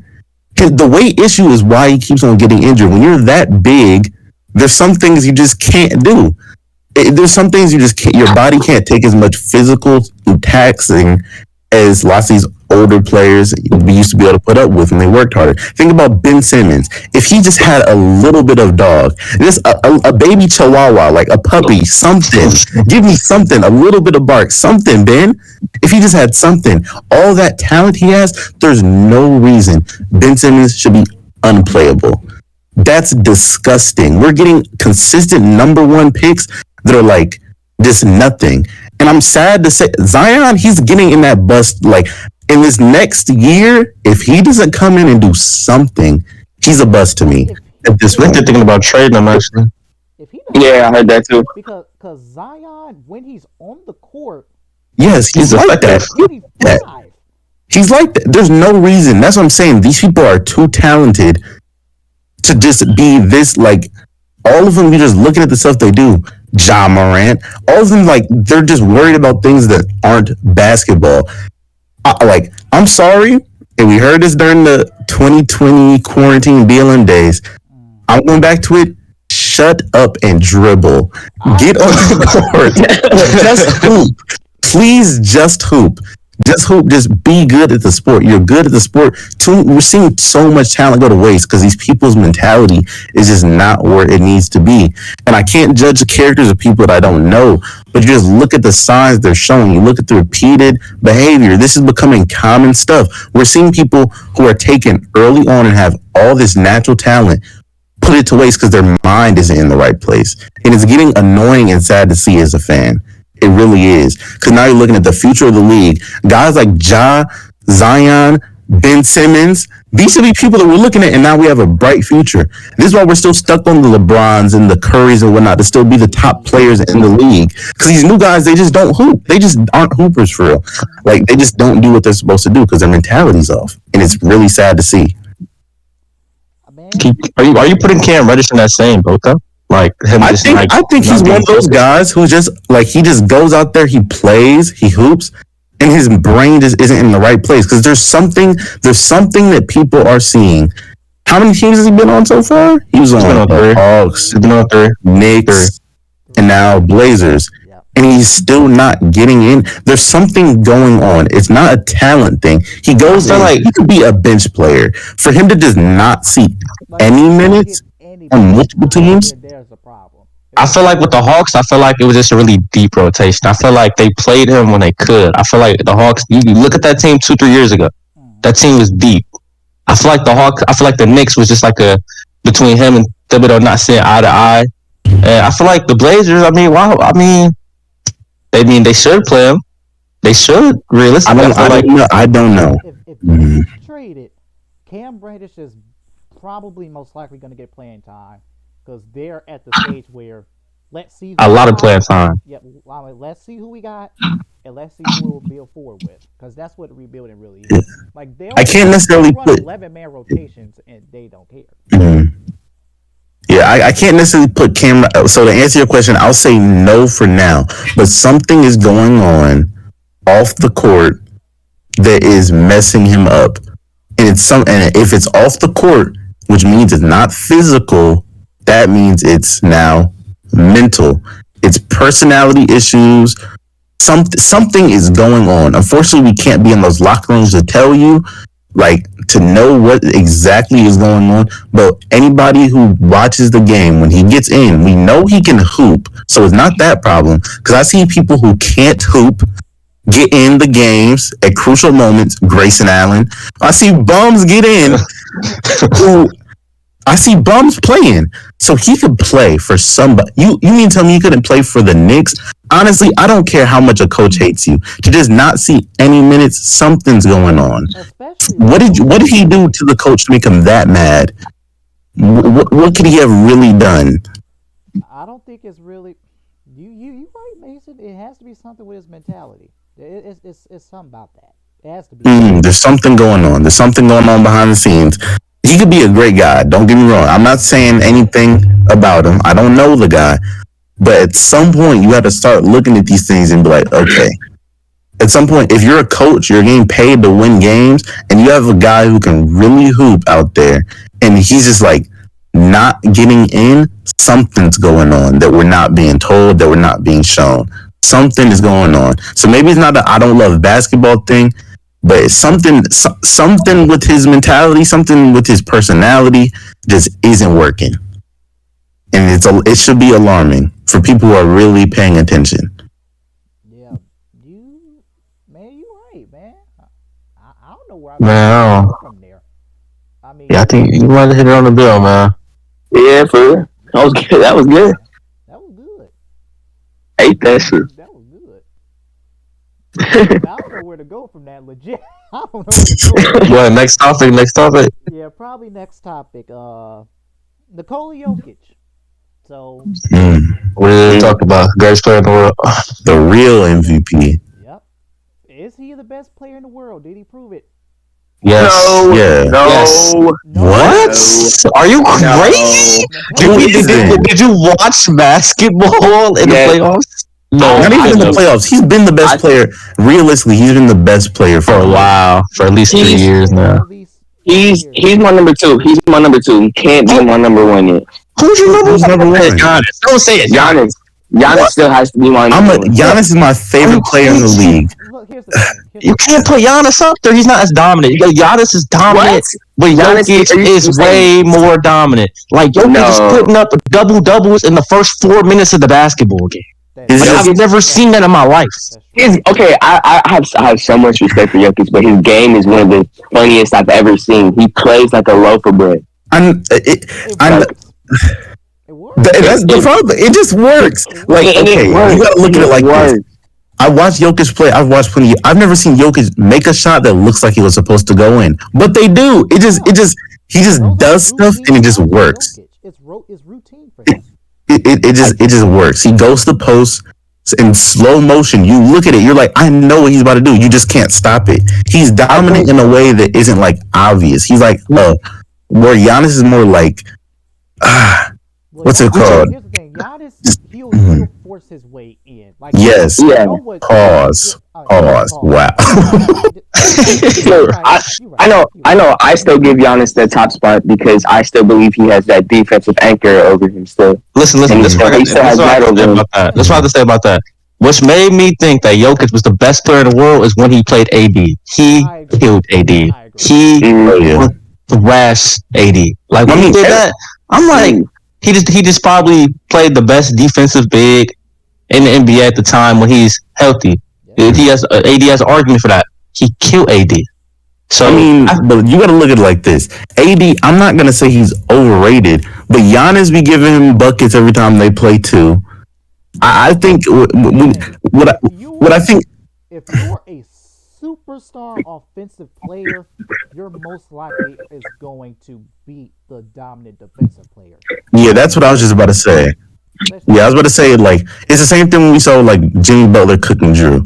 You can be the best defender in the world. You're going to get cooked every once in a while. I'm not even saying that takes away from the Jokic argument, but I'm just saying, like, using that as, like, the end-all, be-all, like, I'm like, And I'm not even saying there can't be arguments made for Giannis. What he said with the defensive thing, if you actually value defense and whatnot, that's true. But at some point, it's like Jokic is so offensively dominant, and he won it. He did what he had to do this year. Giannis, unfortunately, as a Giannis fan, whether it was injuries, whatever you want to say, whatever happened, he lost in 5 to the 8th seed. And also hit. As a Giannis fan, you can't take that away. The missed free throws in Game 5. Mm-hmm. They were all brutal. If Giannis, I believe, please talk about that. If he makes 3 of them, we win Game 5. Yep. Can we please talk about that? I ain't gonna lie. If I get paid millions of dollars, billions of dollars every year to shoot a basketball, I'm gonna learn how to shoot the basketball. I'm gonna learn how to shoot. That's just me. I'm gonna learn how to shoot that basketball. I'm gonna learn how to shoot. In my opinion, if you never had a shooting touch, you're never going to get a shooting touch. Well, okay, no, because here's my thing. Me and Coach Jay actually talked about this one day, a random day after school. It was like on a Wednesday. I think it was like the last week of school. But anyways, with Giannis because if you remember, like rookie, skinny bean Giannis he used to be able to shoot a little bit. He used to. The problem is, and you can even look at this on a smaller scale with like Cash Nasty, how he shoots. If you know who that is, the YouTuber. When you're that muscular with them big, broad, huge shoulders, have you seen like Dwight Howard try to shoot? When your shoulders are that big, you literally can't lift your arms up to a certain point. So you're like shooting from like your elbows, basically, like that. Like it's so weird. Like when you see him shoot, just look at the way that all these super buff dudes shoot. Like it's ridiculous. So when your arms are like that, it's a lot harder to shoot than you would think it is. So it's not just like a go in and just, I'm just gonna shoot and hit it. And also with Giannis, I think it's also a mental thing, because I think when you can't shoot for that long, once you start learning how to, you can see him every time he's about to shoot. You can see him like fully think and go through the motions in his head. Yeah. I think if he just started being more unconscious with it. And with Giannis, unlike Benjamin Simmons, he actually works on his stuff. So he's going to get better over time. He tries to get better with his jumper. I think he just thinks too much. He thinks he. You can see it when he load up. You can see it when he load up with his jump shot. Yeah, he thinks about every mechanic, everything. It's that hesitation that kills me. Like every time he hesitates, I'm like, I think he just overthinks it. Every time he goes to shoot the free throw, that's why I started doing the kind, because you can see him in his head. Like it's he's like, catch the ball, look down, 1, 2, 3, dribble, put the ball back in my hands, lift it above my head, shoot. Like he's doing that in his head. I fully believe that. Lift the ball, dribble the ball, shoot the ball. Like he's doing that in his head, and you can see it. And it's like, bro, just calm down. You can do it. You're just overthinking it. I can agree with that. Yeah. Because, like, So I I'll tell you. yeah. Go ahead, Mace. Go ahead, Mace. Go ahead, Mace. Oh, I was just gonna wrap him to say, like, I think the next year it'll improve, and his shooting did improve, Yeah. but it's like marginal improvements. I never expect him to just be like a KD or something. If you're expecting that, then just run. If he can just learn to hit his free throws, he'll be fine. Yeah, And I think that's hit free doable. throws and get a mid-range game too. A mid-range game be fine. Like DeMar DeRozan? Like the Yeah. he'll be fine. With Yeah. Well, he ain't gonna get DeRozan level because he's Yeah. one of the best mid-range shooters. Yeah, but if he can just like step in, hit a midi, make him guard him a little bit, so pull him out the paint, at least to the free throw line. hmm And plus, along with that, now with Adrian Griffin at the helm, I think a lot to do while the Bucks lost. We don't run plays. It's ISO and pick and roll constantly. Get the ball out. Let's get the ball to Giannis and Drew. Run a little pick and pop. Chris let them ISO. Yeah, I don't even run the offense for real. So I mean, And then yeah, I see that. then everybody at least at the wing or the corner. And if Giannis kick out to you, you better make your shot. And they did do that. Yeah. The Bucks really rely more off of defense to win games. If you want to be honest, and score on the fast break. And they don't do. They protect the paint more than they protect the perimeter. That's crazy. Yeah. Oh yeah. That's a big Milwaukee problem. They'll let you shoot a lot of threes. And my biggest thing with us is that we don't really. When we see our game plan is going wrong, we don't make adjustments. We keep going and we just milk it dry. Blame Michael Vincent Boonhoser for that. Yeah, Booty Hoser, he's just dumb. Like sometimes I look at coaches in game and I'm like, you're getting paid a lot more than I'm getting paid. If I can sit on the couch and look and say, hey man, Drew Holiday is getting cooked. Please, just once, just test it out. Maybe I could be wrong. Try a double team one time. Just see what happens. Just maybe see. Hey, Budenholzer, Giannis lost the ball. Chris Middleton lost the ball. Grayson Allen has it. Timeout, maybe. Hey, Budenholzer, the time's running down. When you pass it to Giannis, don't let him sit there and dribble the clock out more. Call a timeout and get us down the court faster. You're going to do it again in another 2 seconds. Now you just wasted time for no reason. It's just basic stuff. Like he just actually couldn't use his brain. I don't think Budenholzer is a good like. He's not. He's been not. Didn't he? Wasn't he like the Hawks coach? Yeah, the Hawks can never make it to the finals. Not one time. Yeah, so he was the Hawks coach, and he had a 60-win season with Al Horford, Jeff Teague, Carroll, Kyle Korver. But he got swept when he faced LeBron. They can never beat LeBron. They can never beat LeBron. I mean, it is LeBron, but that team, like, he could just never like get. I feel like they will always get to the Eastern Conference Finals or the second round, and they will always lose. Awful. Like they don't get it to 6 games. It's 5-4. Yeah. Super competitive, and you win 58 to 60 games. Budenholzer to me is like, and that's why when people were talking about, oh, you threw Budenholzer under the bus by firing him. No, that finals win was not a Budenholzer thing. I did not get done with that. If we won that, when I looked at it, that is Giannis. What he averaged in that finals? He was like 5. that. Yeah, that's not a coaching thing. That's Giannis being an all-time great player thing. You just so happen to be there as well. When that got done, my first thought after winning, well, like one of my first thoughts, obviously first I'm like, finally, shit. Right. But I thought, oh my God, Budenholzer is going to stay for longer.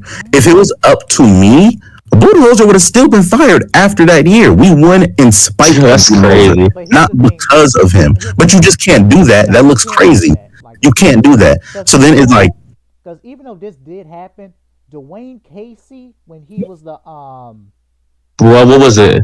Yeah, the Pacers coach. No, the Raptors coach. No, he was the Raptors coach. I'm tweaking. Yeah, he won Coach of the Year in Still got fired. the same year.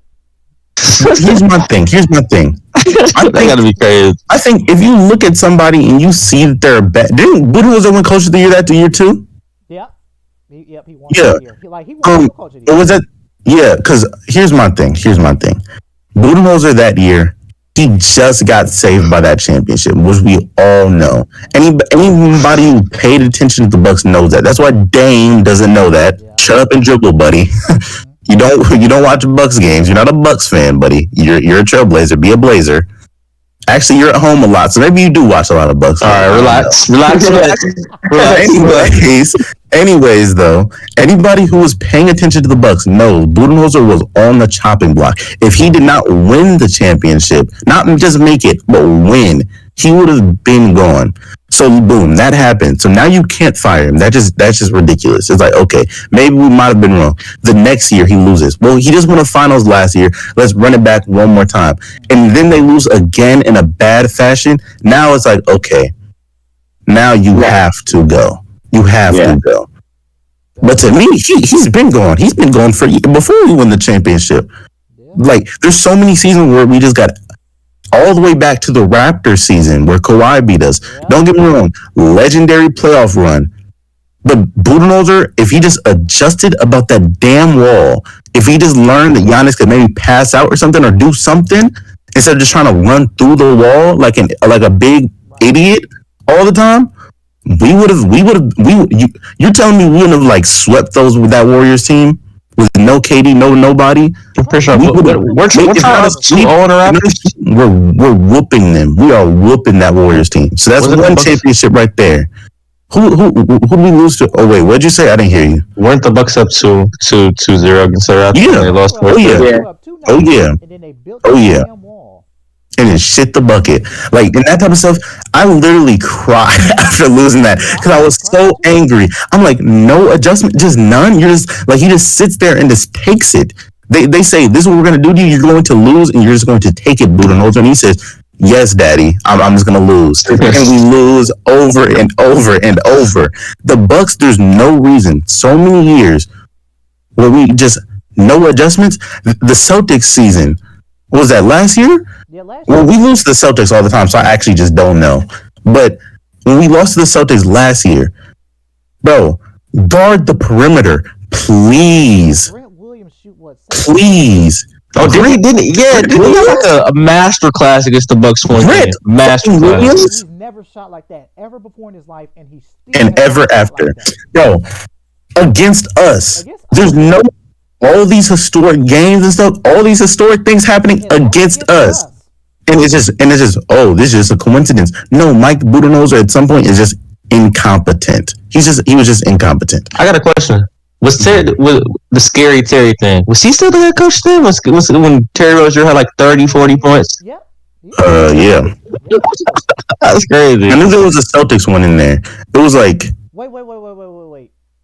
So was that the year where it was Rozier and then the Celtics went to the Eastern Conference Finals? And they played LeBron and lost to 7? Oh no. Yes. So, no. That's a different year. That was a different. Oh, okay. Because I'm pretty. Did the Bucks win that series? 19, right? Yeah, because I believe that was Jason Kidd's last season there. Oh, okay. Okay. Mid-season, and that was the interim coach. Okay. Just had to make sure. Yeah. Kawhi was 2019, right? Yeah, Kawhi was 2019. Yeah. And we won in what year? 2021. Okay, who was 2020? I remember 2020 being Lakers. Lakers. 2020 was the Lakers. Yeah. So who did we lose to? That was when we lost to the Heat, wasn't it? I lost to the Heat. Yes. That was another one where we just no adjustments. Yeah, and it's like we lose semifinals. Series where I cried at because I thought we was gonna lose Giannis. Yeah, like it's so much stuff, and I'm just looking at him over and over, and I'm like, okay, and this like 5-year span or 4 or 5 years, whatever it was, the fact we only had one championship in this blows my. The Raptors one is the one where I'm like, okay, 100% without a doubt, that's a championship. Last year, to me, I feel like we would have whooped those Warriors too. The Warriors are not like they just actually can't do anything about Giannis. They would have got whooped to me too. What is Draymond? If Draymond doesn't hit Giannis with a tombstone power driver, we're winning. So it's just like that's 3 championships that I think should have happened over this, guaranteed to me. Besides that, getting the finals. We have the most regular season wins since Budenholzer has took over, but we only have 1 championship to show for it. Regular season coach. I'm sick of that. I'm so sick of seeing him get out there and just be dumb and look dumb. And I just look at him every time they show him. His eyes are always puffy. He looks like he's about to cry. And I'd be about to cry too if I was that stupid. Like he's just out there just doing nothing. What does he do? Like, oh my gosh. You want to talk about stupid? Let's talk about job, man. Oh Yes. yeah, But it's a wrap up that last topic. Yes, Jokic is the best player in the world. Yeah, Jokic is the also, best player in the world. also like, but also like a quick, but like a quick turnaround. Then we can switch off. I'm glad the Yeah. Bucks acted quickly. It didn't act like the Packers with Mike McCarthy and Aaron Rodgers, and we acted quickly on that. So I'm glad that happened. So Relatively. yeah, Yeah. welcome to the team, Adrian Griffin. Let's get us some chips. So Well, yeah. to the next topic. Y'all actually wanted to talk about the Josh suspension and stuff like that. Yeah, sure. Yeah. Yeah. So John Let's talk, Morant. Wait, what's talk, going on? talk about how he only got suspended for 25 games. Yeah, 25-game Only. suspension. I believe he's actually not allowed to be at training camp. No, he's not. Oh, man, Not I able to don't be like anywhere. that. I don't like that. I don't like that, man. He's not even focused on the game itself sometimes. So him not being on training camp is actually pretty bad. I'm not gonna lie. But here's the Yeah. thing. But here's the thing. If John doing that during his suspension, he getting kicked out the league. Yeah. If he doing that during the suspension. I mean, If he does it again, it's rats, right? It has to be. It's like done deal. Because they were I mean, generous with the 25 games. yeah. Yeah. I feel like at the end of the day, it's just another conversation where Ja's going to be Ja. I mean, Ja Morant's going to be Ja Morant on the court, off the court. I mean, you really can't. I feel like his dad is kind of like that too for some reason. I feel like he grew up like that for some reason. So I feel like at the end of the day, But I don't know how. yeah. But I feel like You lived in the suburbs, top-notch private school, a married family. You had it all. Why in the hell are you going to this path? Well, okay. With that type of thing, that's kind of one of those things where you can't really just judge it off of that because I know, and I'm sure you guys also know examples of people like that. yeah. I just idolize that idea of getting it out of the mud or whatever else it may be. Not even saying like he just is a wannabe. Like that's one of those things that's always rubbed me the wrong way. And obviously, I don't want him to like actually be like that. But people who say he's a wannabe because he grew up in that type of situation, there's lots of people. And also, just to put context on it, his house was like a few minutes away from like where it was really bad at. Where he went to school at was like right there. So it's not hard to get access to that life if you seek it out. So assuming he hangs out with the type of people who are around that type of stuff, from the looks of things, those are the type making pure just not 100%, but just pure judgments off of what I'm seeing. Lots of people that he's hanging out with look like those type of people who are at least around a bad environment. So if those are the people you hang around, then you're going to want to do what they do, especially being young and impressionable. If he was young and impressionable and a dumbass when he was younger, now he's just a rich dumbass, which means he just has more access to more stuff. And now it just now whatever he's doing is just under a magnifying glass. So people are saying that's not really what he's like. And to me, I think that's just actually just him. I think he's just wild and young.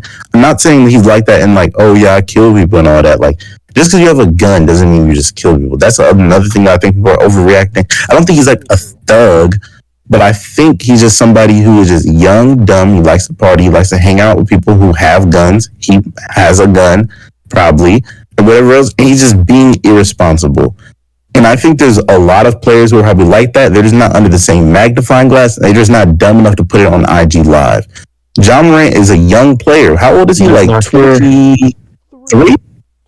23. He's like 5 years older than the rest of us. Yeah. So he's been growing up on social media, all that type of stuff. He's used to that. So like we're getting all these players who are now like all the time on IG Live, streaming, all these other different things.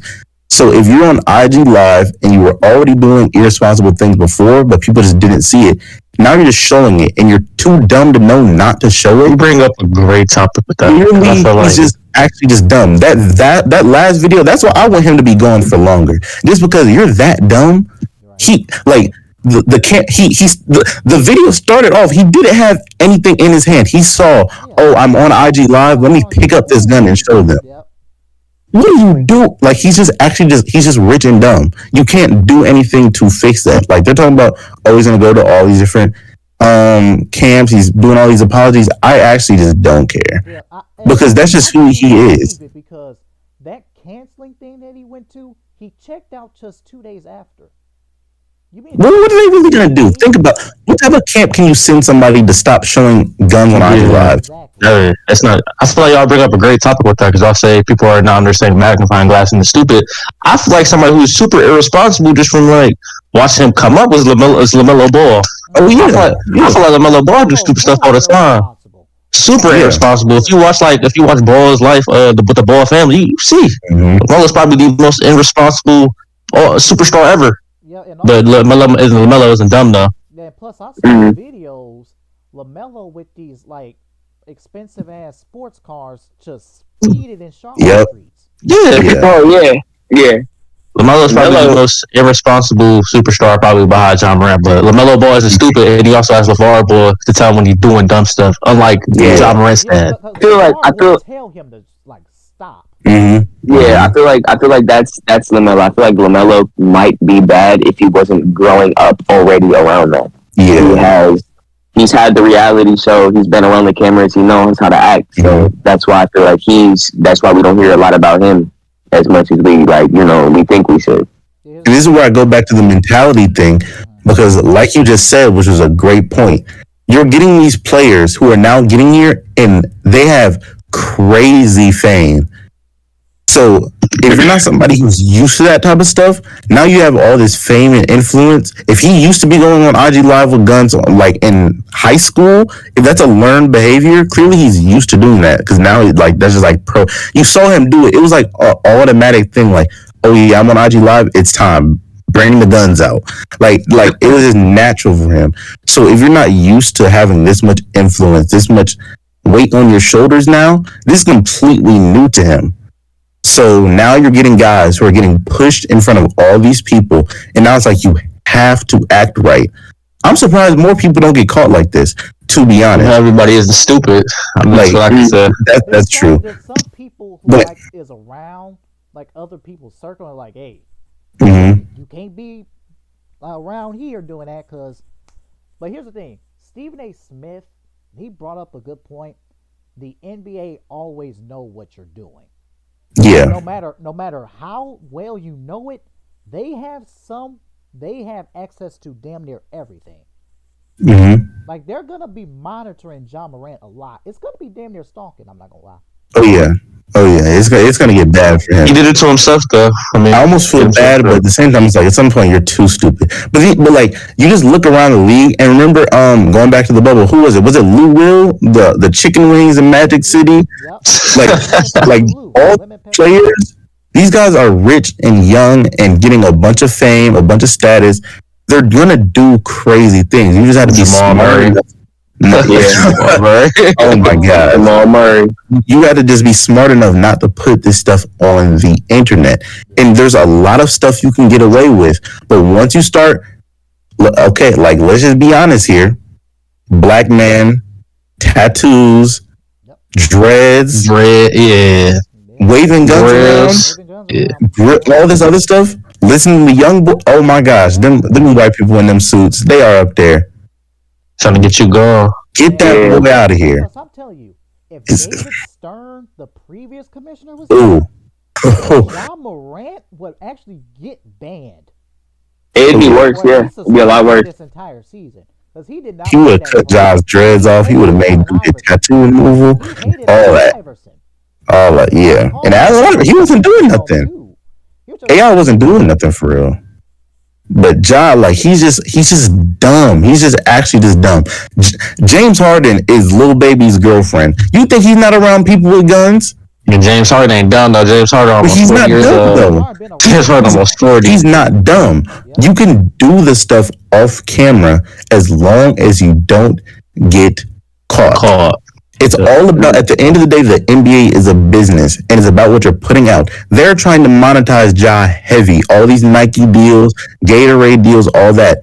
When you're doing that, and then the person you're trying to make the new face of your league or one of them, because all the other faces just I don't even know what's happening to them. Like Ja is a great Like, face. He yes. he gets an incredible amount of. Oh, yeah. Incredible marketability, super likable personality. Like, he's a personality. He's like a Justin Jefferson in a sense of like he's doing all this other stuff. Literally alike. Yeah, like those are the direct comparisons.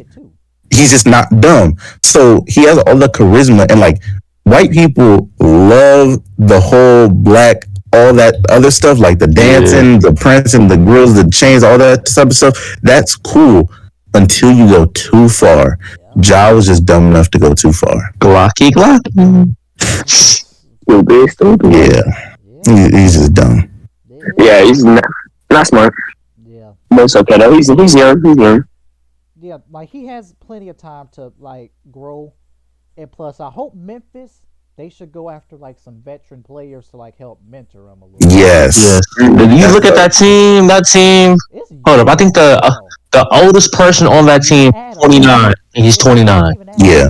Yes, and he's 29. I mean, we also brought up LaMelo. Let's look at the two like youngest teams. Oh, we don't even want to talk about the Hornets. The Hornets, and the Grizzlies. Bridges, PJ, LaMelo. Oh my god. Oh my god. Mm-hmm. PJ and LaMelo, man. This just shows the value of like old players. Like all the unks out there. Like when people wonder, well, like a Udonis Haslem is still on the team. Those type of guys. Yes. That's what they do. That's what they bring to the table. And plus, speaking of that, and plus, don't forget about like their president is Pat Riley. He don't play about that shit. Mm-hmm. He don't play about that. The oldest person on the Hornets is Gordon Hayward, but Gordon Hayward isn't really like an influence, like you feel me, not a motivator. Oh yeah, no. And then the person after that, that's the oldest after him is Terry Rozier, and Terry Rozier ain't no leader. Terry Rozier was. I just got to listen to. He was on a rap song with Miles Bridges. I forgot about this. They got Kelly Oubre on the team too. Kelly Oubre, so the ultimate light skin. They got Kelly Oubre, Terry Rozier, PJ Washington. They had Miles Bridges. This is like all these young. You can tell when a young team. Well, you can go first, CaBreon. And plus, their team owner. Well, at first, their previous team owner has a huge gambling problem. Yeah, he's not gonna get nobody in check. He's not in check himself. Yeah. So, by the way, but I'm just saying, y'all go by the way. Yeah. Yep. But I mean, anyways, though, that's neither here nor there. Whatchamacallit? All these young teams with these young players, they're just running wild. We're getting all these young players into the league who don't know what to do with themselves, and now you're putting them on teams with no veterans. No, I wouldn't say every team. No, I wouldn't say every. No, I'm not saying every team. I'm talking about these specific teams, like in the Grizzlies. I'm looking at the Rockets. Who do the Rockets have that are like older? The Rockets are like I feel like they have a few players that are like. I'm not even saying like off the court. But like, I feel like they have more of like locker room like issues of like getting the ball. I wouldn't feel like they're like irresponsible. They're on court is their problem. Yeah. I'm not saying, but like right now, that's right now. If something happened if Jalen Green all of a sudden did something crazy, would you be surprised? Nah, the older person on this team is Frank Kaminsky, and he's 30 years old, and I don't think Jalen Green listening to Frank Kaminsky. That's what I'm saying. Like all these teams, like, and you can tell a team when a team is undisciplined. You can tell. The Rockets are another one of those teams where if something happened off the court, I'm gonna be looking at it. I'm like, am I super surprised? Yeah. What's Frank the Tank Kaminsky about to tell Jalen Green or whoever else? Let me not say their names. I don't even want to wish that on them. Please just be good. I'm tired of seeing dumb NBA players. Let's just be good. But if something happened to any of those young guys, would I be like, I can't believe it? No.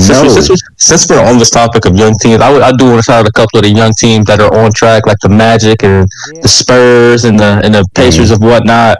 I mean the Pacers are kind of old, but like most of their players, like Chris Duarte, Miles Turner.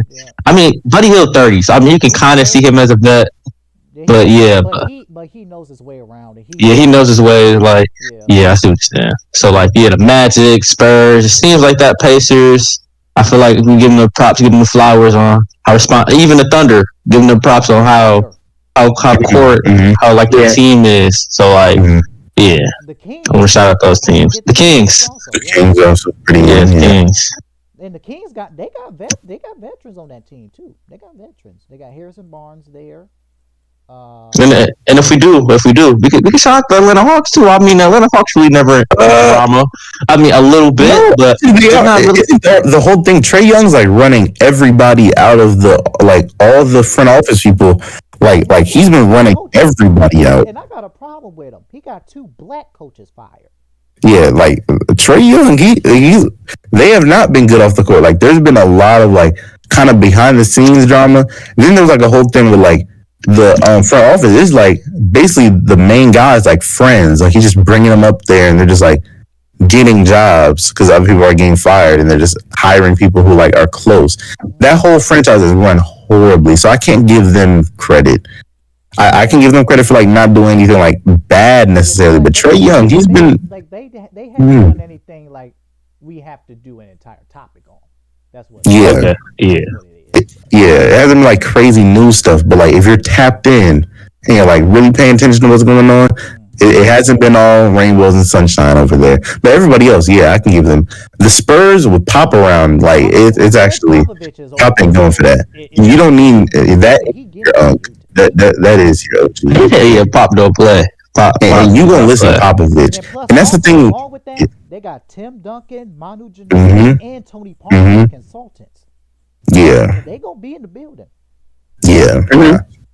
So I think just having a good role, really in life, good influences for these young guys who are coming up here, this rowdy and all that type of stuff. Having a good influence can really change these stars' lives. Just somebody there to get on them. And then that's the same thing I saw with Zion. Charles Barkley was talking about like if he needs to reach out to him, he will tell him to get in shape and get everything together. These are the type of guys like it's the older generation's job to look back and help the younger guys to come up and be the good guys they are. The older generation is actually too busy hating on the younger generation. Yeah, that's the problem right now. That's the problem. So now it's like a disconnect. So now it's like, why would I listen? Because now you're getting a bunch of stubborn people. So it's like, why would I listen to you? And that's why it's like, imagine if like Carmelo just had it in him to be a mentor. Yeah. You're, like if he went to like Ja, if he had it in him to do that, would Ja like that's Carmelo Anthony? I'm gonna listen to him. If like Allen Iverson reached out, Ja would listen to him. Like these are the people you can't like Steven Adams. He's cool, he's older, but if he tells Ja to start doing something, it's like you're 29. Like, that's it. I'm gonna listen to Steven Adams. Like no, I'm not listening to that. Same thing with the Rockets. I'm not listening to Frank Kaminsky. Exactly. Like you gotta have people there who like they can relate to and really look at and be like, okay, this is somebody who's done it before at a high level. They came up like me. We have stuff in common. You're gonna be more likely to listen to that guy. So like if an AI, somebody like that, I feel like that would be the perfect mentor. Like Allen Iverson reaching out to John Morant, I feel like that could really, really work. Because AI did say he sees a lot of himself in Ja. And you know, Ja being a young guy, you know he looked up to Allen Iverson. Like that's one of those guys, like a Kobe and an Allen Iverson back then. Those were like the real culture and that's where shifters. This generation misses Kobe too. Yeah. He would not even hesitate to reach out to these younger players. Like Jason means the world to him. Yeah. So, yeah. See. It comes down to it. You gotta get the older guys in there. Yeah. I feel like they perfectly kind of balance the team, make it flow. They're a big part of a reason why a team actually succeeds in the first place.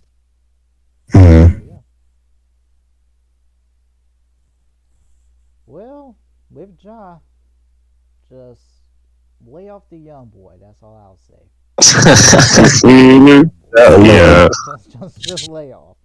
shut that parade down. The parade inside my city can stop. Let's just Taylor Swift. She makes some good music. Ariana Grande. Country music too, man. I think we need to try that a little bit. Check it out. Country music. Hey. Listen to old school R&B. To do Yeah, play some Michael Jackson. It's something. Play some Frank Sinatra. Just calm down. I know the Miami Heat in their locker room be listening to old school R&B. I just know. Yeah, oh yeah, they do. Jimmy Butler, Kyle Lowry. I just know they do. Yeah. This is like some they do. Some Run DMC, something. Just like Will Smith. Old school rap, just like who's some good options? Shoot. Nah. Damn. I couldn't even suggest it, but go to the internet, Google some, John. Listen to lo-fi music, something. Just not something like that. You do not have to be NBA young boy. Just leave it alone. It's okay. Just stop. Just take a little break. Outcast. There you go. Yeah, sure. Yeah. All that. Just leave the other stuff alone. That's not the life you want. You are getting paid millions. Don't ruin it. Hey man, if I was getting paid millions of dollars, if I was getting paid millions of dollars, I wouldn't even have social media, dog. Almost $180 million. Do you know You know what I'll do to get $180 million? That is like go that far. Ridiculous. That's ridiculous. That's generational. Like that's generational wealth. Like, and that's just off of one contract. If he's gonna stay in the league longer than how much longer does he have on this contract? Like he has about 2 years. And plus, because of this situation, he missed out on the All NBA selection. And if he would have got that, he could have got the Supermax. Like you are missing out on a lot of money for IG Live. $30 million. To be honest, you don't even gotta stop listening. Just stop doing. Leave IG Live alone. Just leave it alone. And the messed up part is, like something I saw about the whole situation. Not even to reignite the whole thing, because we almost were about to move on from it. But it's going back. I saw like they're all talking about, he unfollowed his friend he was on IG Live with. That was his one good friend that tried to take the camera off of him. Exactly. Right once he saw the gun, he moved it right back. Like the fact that your friends are like smarter about this than you are. Right. You could have did anything else. They don't even care about gang signs. You want to be like DeMar DeRozan be throwing them drugs up. Gang sign. If it's that DeMar DeRozan, like he legit flew around it. Yes. And he if it like it. So you had to do all of that means you went that far. It's that it just has to be the gun. We can't. What happened to peace signs? What happened to waves? You feel me? We can't just dance or something. Like it just has to be holding up the gun. Right. It just has to be that. Anything else, and you would have been fine. He just was on suspension. Right. You it has to be the gun on IG Live. You can do it anytime else. Anytime. Well, probably not now. You messed up on that chance. They probably gonna make you not be able to own a gun, messing around with the NBA. But before that, you could have done anything else, and you saved yourself millions and millions of dollars. A 10-second mistake, not even on the last one. That was like a 1 second. It was like on and off instantly. It was 2 seconds for millions of dollars. Because he's not getting paid while he's on leave. He's on unpaid leave. So he's on paid leave. So for the 25 games, I believe he's gonna miss out on I think $50 million. Oh my! I mean, he really don't care though. I mean, he grew up in Wolf, so I mean, him just adding more money. That's just like it's crazy to say, but his NBA contract, but he still got these endorsement deals. Nike's keeping them. Yeah. I mean, you can't let go. He's still too marketable. He's too marketable and too He's young. too marketable. That's why they ain't letting him go. But it's just that's why it's a lot different than the Kyrie situation. Yeah. Because people keep bringing up, Ja, he waved a gun on IG Live, and Kyrie lost his deal because he shared a link. Okay, that's a great question. What did the link consist of? Which one do you think is worse? Which one do you think is worse? The Kyrie situation. Kyrie. Yeah. Okay. Because he shared an anti-Semitic link. And that's not even like a United States thing. That's like a worldwide problem. Right. You know what I mean? I can agree with that. So That's not even a point where I'm about to fake a hot take. That's easily. I just wanted to ask just because it came up. But yeah, with Ja, it's just like imagine the type of life you have to live to where you're fine with missing out on millions to wave a gun. That's why the older generation hates on them. How much money do you have to where if you're missing out on millions and millions, you just don't care? Right. Or if you care, it's like, oh no, my Supermax, no. But this young boy though, this gun though, y'all gotta see it again. Y'all gotta see it a second time. Like that's like I think that's why the game is getting so messed up. Of course, I believe the players earn it. If you're bringing that much money in, because they're getting millions, that means the owners and whatnot they're getting billions. Right. So if you're bringing in that much money, you deserve to see a lot of it. I'm not gonna say the players don't deserve to be paid like that, but when you're making that much money, your morals start to get clouded. Because now it's like, that's fuck you money at a young age. He's 23 years old and he could retire today and never have to do anything again. And that's the dream. That's the dream. Already. So you get that. And now it's like, why would you ever be responsible? And I think this is going to become more and more and more common. I mean, matter of fact, you guys weren't doing this podcast. I don't even know if you guys covered this or not at all. But with Mikey Williams shooting at people's cars and whatnot. We do cover we cover basketball. So. Yeah. I wasn't tapped in at the time, so I probably missed this one. But like with Mikey Williams, he did he go to like what happened to him? I didn't see what like happened with it. So with Mikey, I believe he was set to go to Memphis. Then he got caught. Of course, Memphis. Yep, Memphis. Yep, pretty much. Then he got caught with this.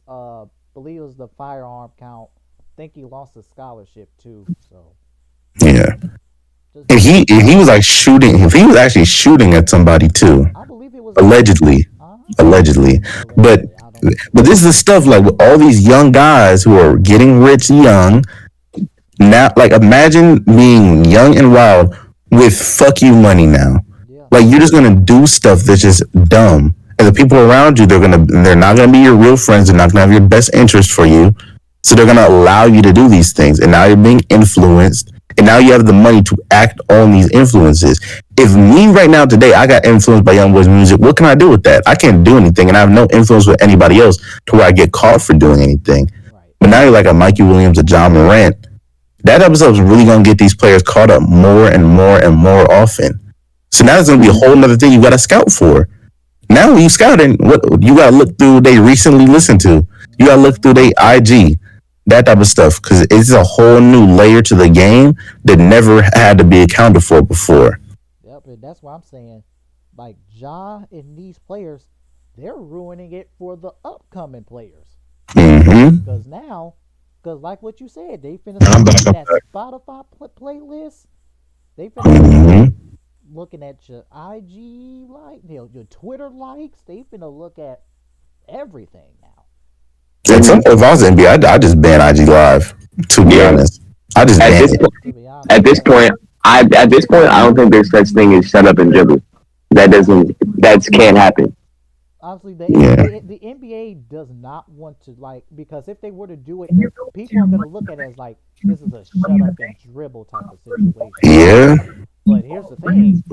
Sometimes it's better for some of these players to shut up and dribble. Some people, not everybody. Absolutely true. Talking. Absolutely true. Right. So, like some people they should. In terms of politics and stuff like that, let's not get into that. But like, yeah. Of, like, with these IG Live and with the guns and stuff, sometimes you need to like shut up and work on your game. Yeah, there's a lot of stuff. Ja, you need to be worrying about hitting dunks instead of hitting licks, buddy. Right. How about that? You focus. Game a little bit. Worrying about the wrong type of shots, man. Make it to the finals, man. Make it to the finals, Ja. Right. You haven't even made it to the Eastern Conference Finals, and you've been Western Conference Finals. And you've been a top 3 seed the last 2 years. Yeah, so worry about beating the Warriors, Ja. You ain't even do that yet. you got beat by a 7 seed playing team this year. Almost lost to the Timberwolves. We know how Timberwolves get down.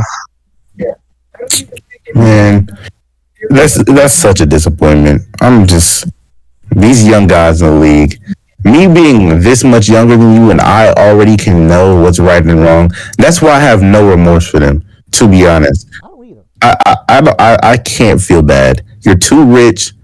You should be smart enough. Your brain should be developed enough to know there's some things.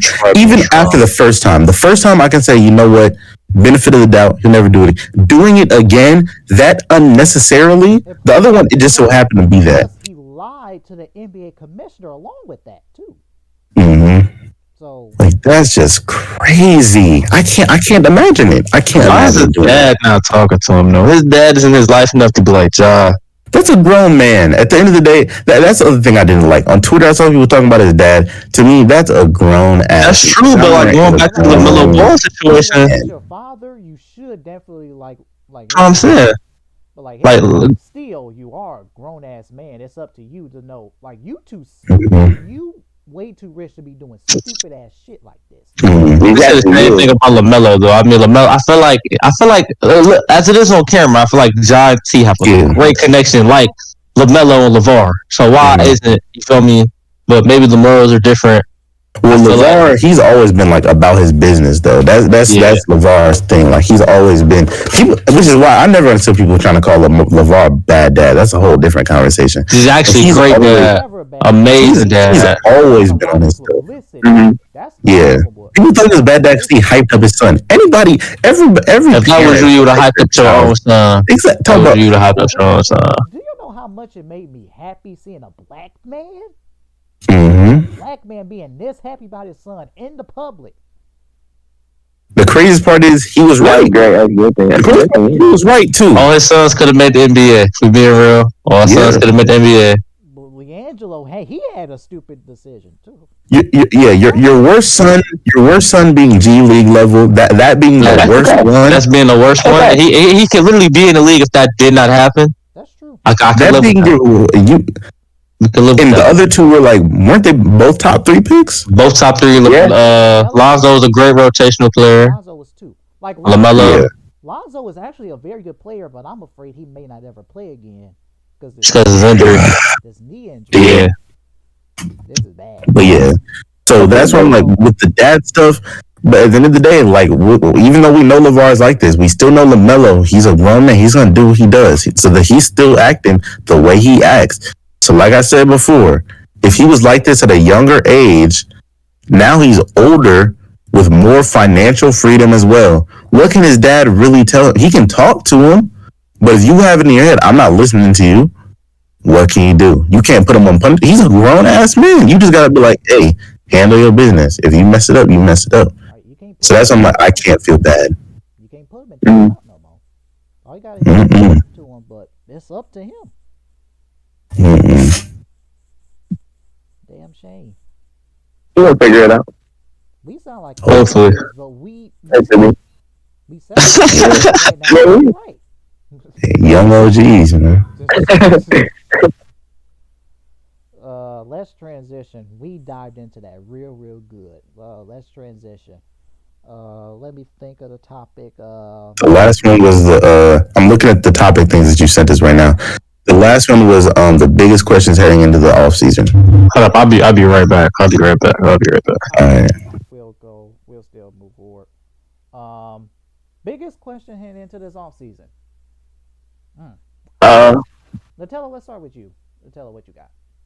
I'd say biggest question is the uncertainty of where everybody's going to be, for sure. It's I feel like this season more than off season, a lot of people are available to get picked up, and a lot of like game changing moves, and like players are on the like available for like teams that want to get into contention and all that stuff right there. So I feel like that's a big question. I feel like I agree with, at least with recently this year, like it's under the radar with some players, but there's a lot of big name players who are on the table. Zion's up for grabs. Yep. Trey Young, there's been rumors. Yep. Damian Lillard, Dame Lillard. Jalen Brown. Brown. I The feel like Jalen Brown 76ers is. got to do something. The 76ers got to do something. Yeah, James It, Harden. James Harden. so Harden, oh yeah, Harden for sure. He's been in rumors and whatnot. Kyrie Irving, we don't know where he's about to go. Yeah. I mean, even He's a thinking big about it. name, but like in the sense of like people like he's relatively big to where he's like in theory he should be all-star level. So Yeah. that's another name. Aiton's a big trade rumors guy. Who else has been on a lot of trade rumors? Well, now Middleton's been in some. Middleton's been Yeah, I was gonna say Chris Middleton, and Brook Lopez are Yeah, Yeah. player options. Yeah, Brooks a free agent. Drew Holiday will probably be in some time goes on. Mm-hmm. There's a lot of guys where it's like at least notable names where it's like these guys are up for grabs. It's a moves need to be made. I had no clue what's gonna happen. Yeah, I actually, yeah, I have no clue what's going on. Yeah, Honestly, the 76ers, the 76ers and Celtics are teams that I'm really looking at to really shake things up. Yeah. Because depending on what happens, Philly has to shake things up. Because James Yeah. Harden, he can't be. Nah. If you want to win a chip, don't go with James Harden. I know it's ridiculous to say, and it's like super like fantasy world 2K stuff. But say you're the GM of the 76ers, like you have full control. Are you looking at Joel Embiid and being like, what can we do? not yet. Wow. Not yet. Now let me tell you something. Not after winning MVP, but in like a few years, he keeps choking in the playoffs. If the playoff disappointments continue, So like 2 more years of still choking. 2 more years of still. TikTok, but I don't think Philly's gonna do this. Someone suggested that the 76ers should trade Joel Embiid for the number 1 overall pick this year to get Wemby. That is not happening. But nah. If you're the Spurs, do you even do that? I would not actually. I don't think I do that at all. I believe, even though Embiid is an MVP player, Wemby's ceiling is a lot higher. Crazy. Like, And you know what Embiid is in the playoffs already. Wemby has. I don't say this about players, but he has GOAT potential. Yeah. He has GOAT potential. When you look at his skills, you see his physical tools. I would like to see him buff up a little bit because you're gonna be the tallest little man out there though. Yeah. He's like 190 soaking wet. Can I get my random hater take off? Like random hate. Go ahead. And this is like nothing. I actually have absolutely zero against him. Okay. But there's a part of me, a bigger part of me that I like to admit that I hope that Wembanyama's a bust. Here's why. Okay. The whole tank culture, I hate that. I hate tank culture. Same with the Thunder. I feel like the Thunder are about to be another team like the 76ers were. I don't think they're actually going to be able to get anything done. They have all these picks. They're doing nothing with it. And they're just tanking for no reason. Yeah. And all these other like the Mavericks tanking out of the playoffs when they could have made the play-in. They could have did it and they just tanked out of it. Like I hate that. I feel like tank culture. I feel like people should have learned from the 76ers. That stuff, I think it's really, really, really overrated. And I think the Wembanyama, as obviously as teams have been tanking, I think this is what it takes to show teams it might be time to stop. I think that's a possibility, but I think Greg Popovich is probably the greatest coach of all time. Yeah, I don't think it's going to happen. But I'm just saying that's like my random, unprovoked hater take where I'm just like, if that would be so funny if that happened after all these teams, all these people, all this hype doing this.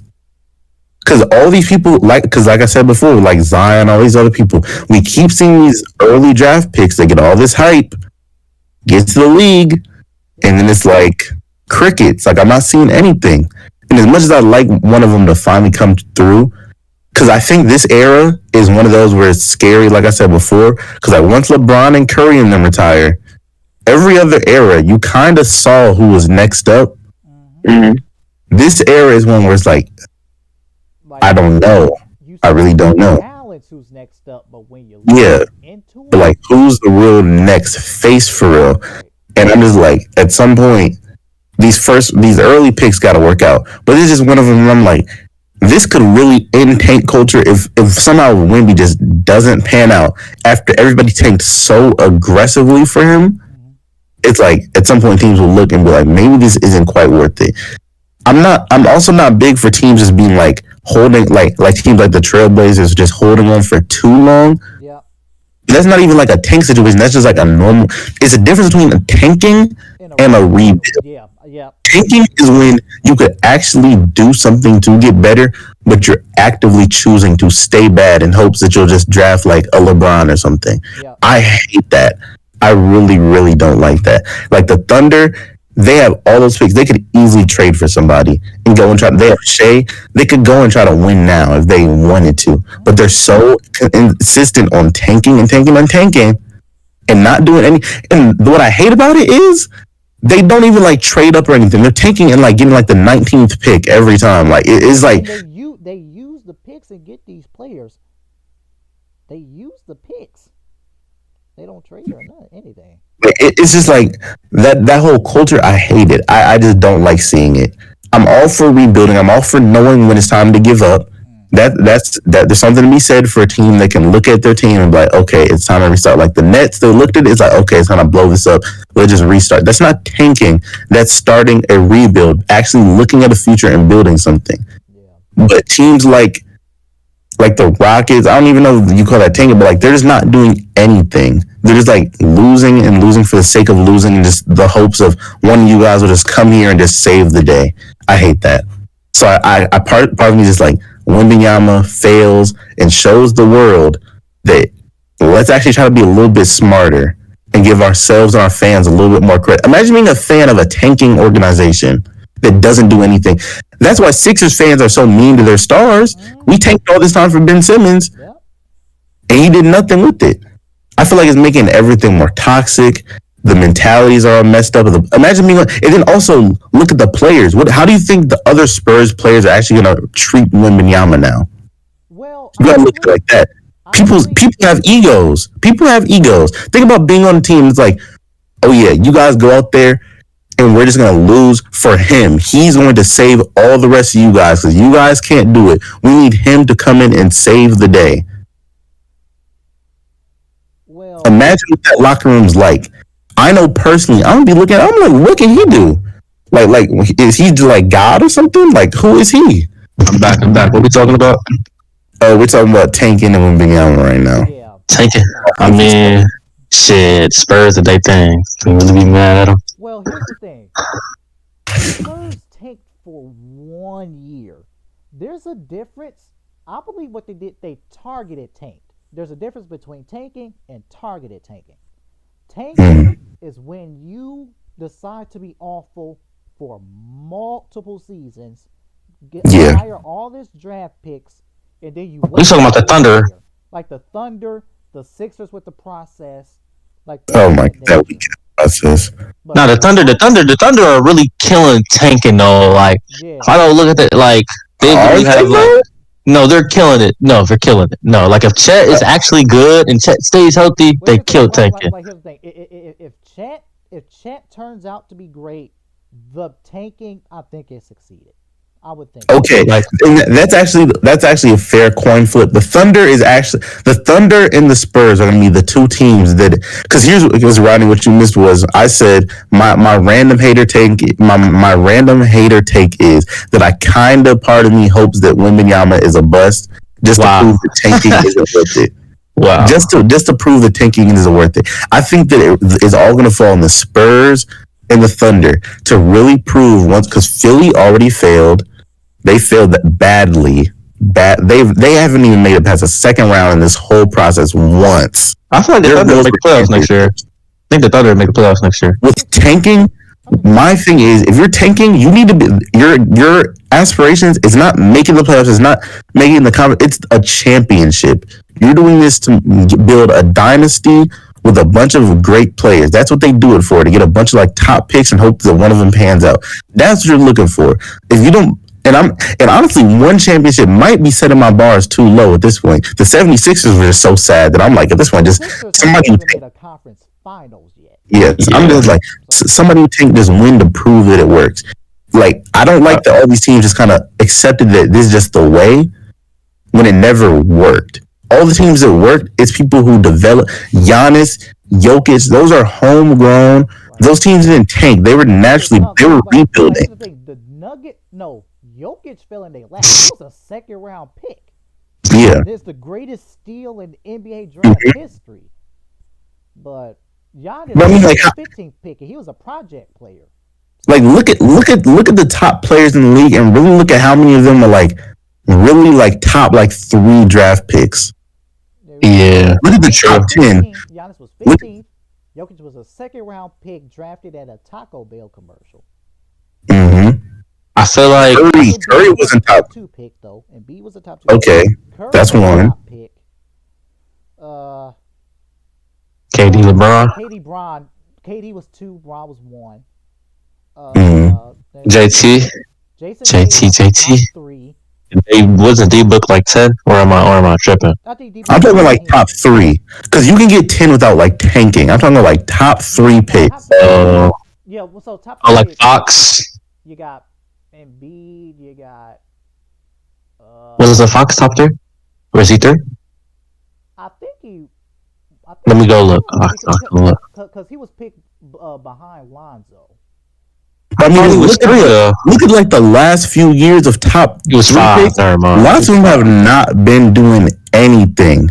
Lots of them have been busts, fails. You're right.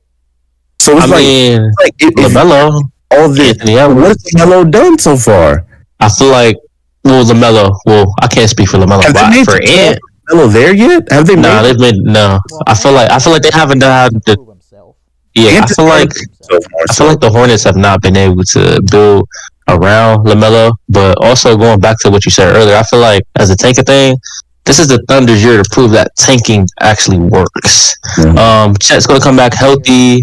They have Dart, they have Jalen Williams, other Jalen Williams, Shea, Giddey. Like, I feel like with that team and how good, like, quote, quote, the potential for all these players, I forgot about Pokey, the 7 foot dude.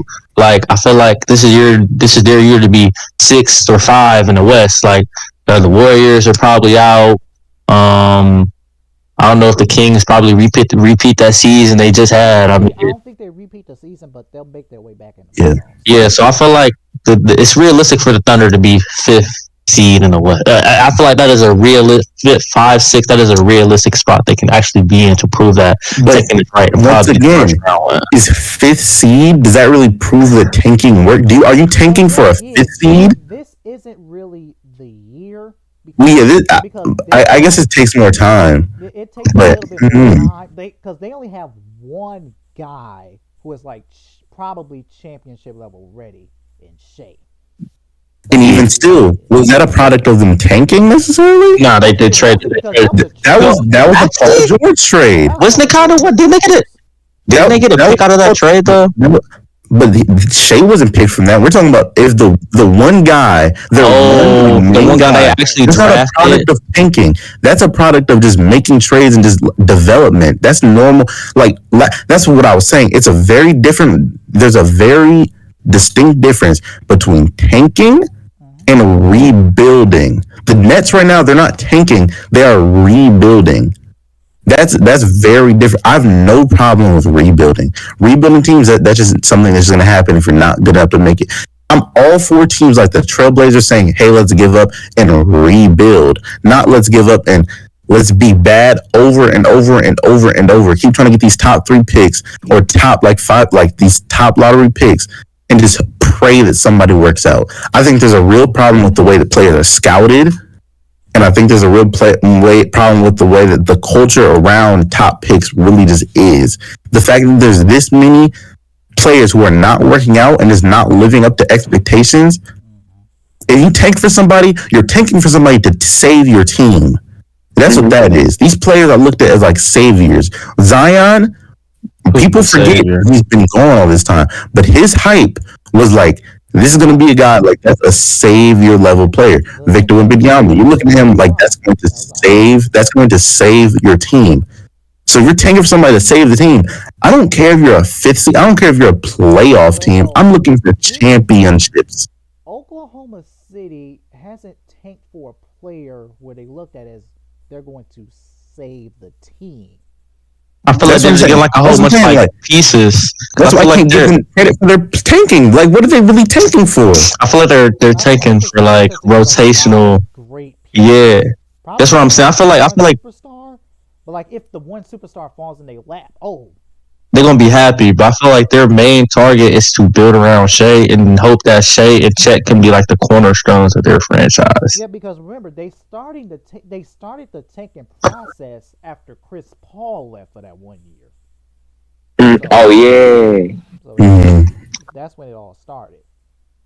I don't know. Of course, these players are still young. What pick do they have, actually? What pick do the Thunder have?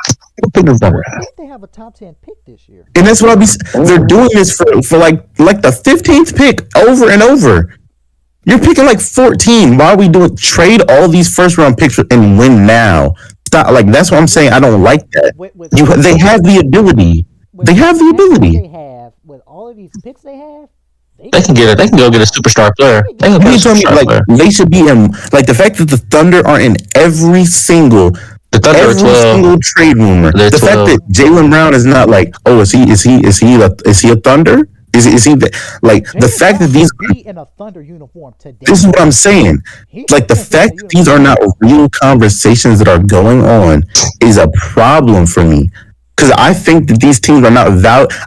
Here's the truth behind it, and this is why I say I hope Wembanyama, not hope, but a part of me, a little hater bit in me, for the sake of the league, hopes it is. Because I think a lot of these teams, like the Pistons and all these other teams, they're content with just being horrible forever. They don't care about winning. Speaking of the Pistons, they're doing a horrible job tanking, by the way. I think that a lot of these teams are fine with just making money. The Pistons just hired Monty Williams. I don't know if they want to, and I don't think Monty want to rebuild. Like, looking at this team, like, Killian Hayes. Cade Cunningham's another top pick who... No, Cade, no, Cade slander. No Cade slander. No Cade slander. 17 points, 5 assists, like, no Cade slander. No Cade slander. I don't know. Cade is nice. He's doing like for his role and what he's supposed to do, and like him as a player. Cade is not really a scorer. Like getting 17 from Cade and 6 assists. I'm happy. That's what he's supposed to be doing. Well, Mason, the reason why you haven't seen much is because he was injured for the entirety of this. This is true. This is true. That's why I can't put too much stock into it. But I'm just saying, like these names. A lot of these top pick guys are coming out to just be like they're like all-star cool level players. But if you're picked number 1, number 2, number 3, if you're top 3, that means you were like arguable for like top 1 or like you are a top guy. These, in theory, should be the cream of the crop. These should be the guys who are coming in. And Marvin Bagley was a top 3 pick. Please, let's not talk about Marvin Bagley. Bagley, where is he at now? Is he in the league? What team is he? He's on the Pistons. He's on the Pistons. Marvin Bagley wasn't he picked before Luka and Trey? Yeah. This is what I'm talking about. Like, it's overrated to get these top picks. I got a question though. Why the Cade slander though? I feel like Cade has done his job. I feel like I'm slandering him like that. He just happened to be a victim of the agenda. I actually have nothing against Cade. He's too young. He didn't get a real chance to show himself. I'm not gonna slander him. I mean, I feel like he's showing them. I mean, I'm looking at stats right now. I think I read the wrong stats. He's averaging 20 points per game on 6 rebounds, 6 assists. I feel like that's good for his role. Jaden Ivey's supposed to be coming in as a scorer. They drafted Jalen Duran. These are good, solid pieces. They have Wiseman. I mean, Bagley played okay this season. Not good for where he got drafted. Yeah. But I'll leave Cade alone. I'll leave Cade alone for now. Like I said, I'll give these players a little bit more time to really see. But all I'm saying is, in recent history, what have these top picks been really doing? Marvin Bagley? Is he even a starter? Well, here's the that was he was drafted by the Kings, and they weren't tanking. They were trying to play Aiton, awful. DeAndre Ayton, he was top 3. Let's not talk about DeAndre Ayton, man. DeAndre Ayton First is pick, First pick. DeAndre Ayton. Ooh, has he been an All-Star yet? No. No. First overall pick. Has not made an All NBA team yet. Nothing. And this is what I'll be looking at. So I'm like, why do these teams for Victor Wembanyama? So I'm not gonna give the Spurs too much slack for that because they did that for Victor. But that's what I'm saying. If Victor Wembanyama doesn't work out, it's gonna be an eye opener for a lot of teams. Ideally, that is like, okay, maybe we're going about this the wrong way. I don't like teams that is like. Because then the other thing with this tanking thing is now once you get the great player, who's on the team with them? You spent all that time being bad. You didn't develop anybody. You didn't get anybody good, and now you just now they're just there. That's how the Spurs are. They end up not doing anything that great. Now it's like, oh, is he not that good? That how bad media is because now Victor Wembanyama, he's going to come in the league. All these teams tanked for you. You have no choice but to be LeBron now. Yeah. This is the culture that we're developing. This is how the NBA stays toxic. But this Wemby hype by doing all this. It's bigger than Zion's. It's on the LeBron level. Yeah. It's on the LeBron level. Can you imagine how much pressure's on Victor right now? Mm-hmm. Yeah. Like, I kind of feel bad for the kid, you know? Yeah. There's people in the media saying if he turns out to be Hakeem Olajuwon, he's Hakeem Olajuwon is crazy. So imagine coming into the league. You might as well just not play. That means if you're not the GOAT, you failed. If you're not the face of the next NBA. LeBron conversation, you're worthless. That's basically what they said. So now he has to go out there with that on his mental every time he's playing. That's he playing with Pop. That's the way that people are looking at him. I mean, he is in a great situation to succeed with all things. Greg Popovich knows how to make a good big man. Yeah, Popovich, he knows how to do it. He knows how to do it. So he's in a good situation. But I'm just saying the culture around this type of stuff, it's a really toxic atmosphere. And not even if you're set up with all that, I don't know what Victor's like mentally. I don't know if he's mentally strong enough. All these type of things can lead a player to crack under that pressure and just not end up doing what they need to do. Ben Simmons is a good example. Yep. He had a lot of Magic, LeBron comparisons, play style wise. And now when people are treating you that way, people are going to get more angry when you don't do good. It leads to you being more likely to bust because of off the court reasons, and that's what I'm saying. The whole culture around it, I just want that to be over with. I'm glad that you bring that up. Though. Something wrong with tanking. I'm glad you bring that up though, because I feel like if the Spurs did not have the number 1 pick and if some other team had it, I would think Victor would be a bust. I would agree. Mm-hmm. I do not think see that. Succeed in Charlotte. Mm-mm. I think in Portland. Mm-mm. Who else is there? Me and Dame could be nice. Their management is incompetent though. That's the other thing with these tanking teams. They always have. That's why it never works because for a team to be in a position to tank, a team that's management is okay with tanking is a team that's management is okay with being bad. And when you build a culture around losing, you breed a bunch of losers, which is why Joel Embiid, a loser. Ben Simmons was a loser. All these players are coming in and DeAndre Ayton is a loser. All these players are coming in, they are losers because that's the mentality around it. You lose for so long, now you expect all these players to become like, oh, we can help contend for championships with this player. Right. How does that ever work? It just doesn't make sense. The whole idea of tanking, like that type of stuff can only work in like a 2K world where like all these off the court factors don't count. If it was just a perfect world where it's just like they just go out there and he's a 99 overall, he's just gonna do what he does. Okay, that's just what it is. But realistically, when you breed a culture, when you have a losing culture, I think the Pistons are going to be like bad for a long time. Just because the culture around them, if you never know that you can win, how are you ever going to be able to win? Well, I think they're kind of trying to change that with Monty Williams being the head coach. And Possibly. Things have looked up because they do have now a 2-year GM Mm, because they brought in the new GM to kind of orchestrate the tank/rebuild. yeah. So But I have like more faith in like the Orlando Magic than these other teams because the Magic is a team. I don't think they tanked. They're a team that I think was just rebuilding. yeah, they They were weren't like rebuilding. overly like tanking. They traded away. They traded away Vucevic once they realized that wasn't working out. Yeah. They got picks and they just like have been building up players. They got what's his face? They revitalized Markel Fultz. Yep. What was Markel Fultz picked at? Now I'm thinking Number about it. Number 1, I think. You see what I'm like? I mean, let's I mean, let's Yeah, please, let's yeah. no Markel slander, please. No, No, I'm not slandering Markel No, Fultz. no I'm slander saying, because he has I'm saying, now well, you see, revitalized his career. once he went from a team that was like outwardly tanking, and Philly was so flagrant about it too. That was the nastiest part about it. They were so they, flagrant they about were it. encouraging the fans to embrace it. Yeah. Like, And that's what I'm saying. The whole tank culture, when you build up a culture of losing, at some point it's going to breed a toxic atmosphere either in the locker room or from the fan perspective. Because at some point you get tired of, your team being okay with losing. That's what I'm saying. Imagine being a fan of like Philly during that time, or even especially during now. You mean tell me we did all that not for a championship, multiple championships?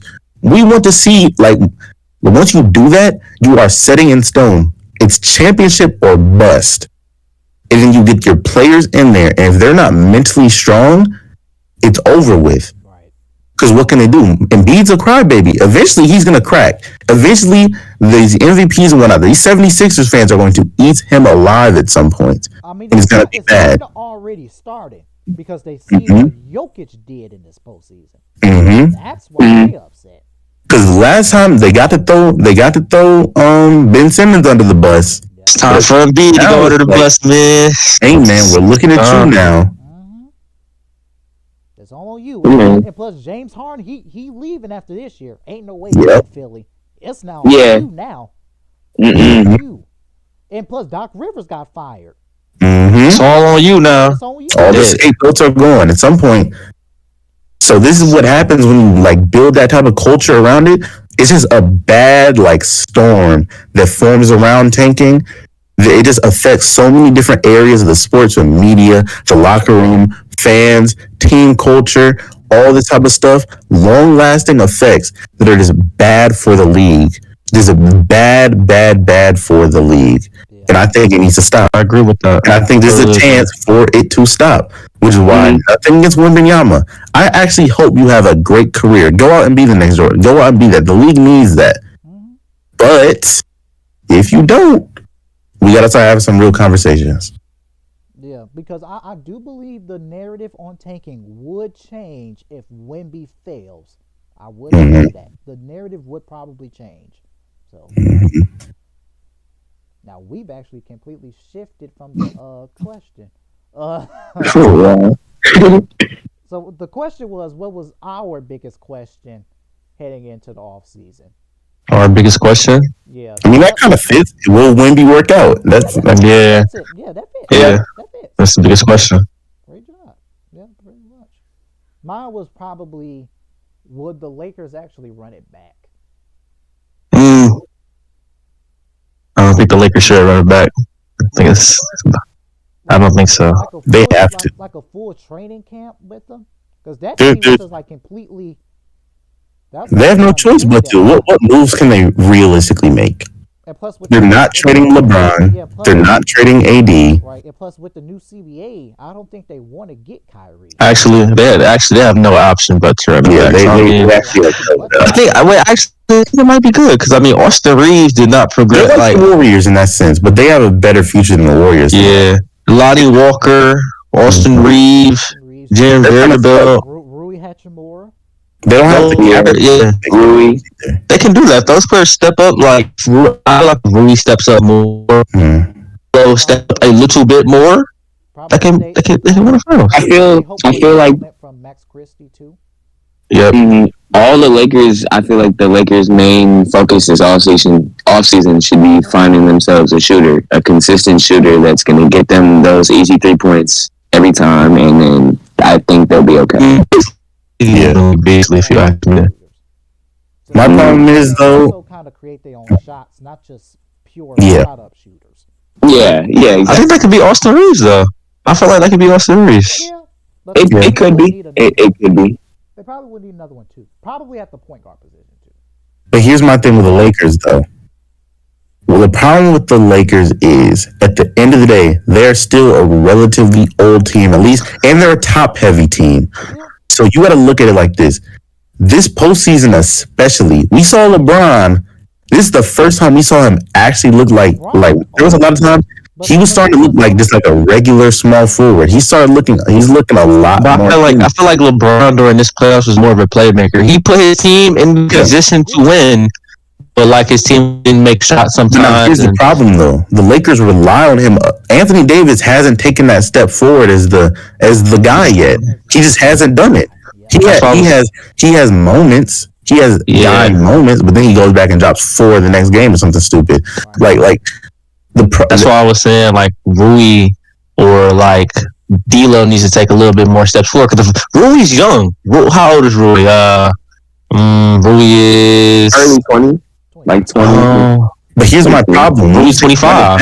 When we say run it back, what are the expectations? To lose to the Nuggets again? Because that's just what's going to... Realistically, I think the Nuggets are in a great predicament to where the rest of the West is just like... They have to catch up. Because the entire West is uncertain, but... Yeah, and we know what Denver's going to be. We know what Denver is. And everyone knew who had a brain. When Jokic won those back-to-back MVPs, it was for a reason.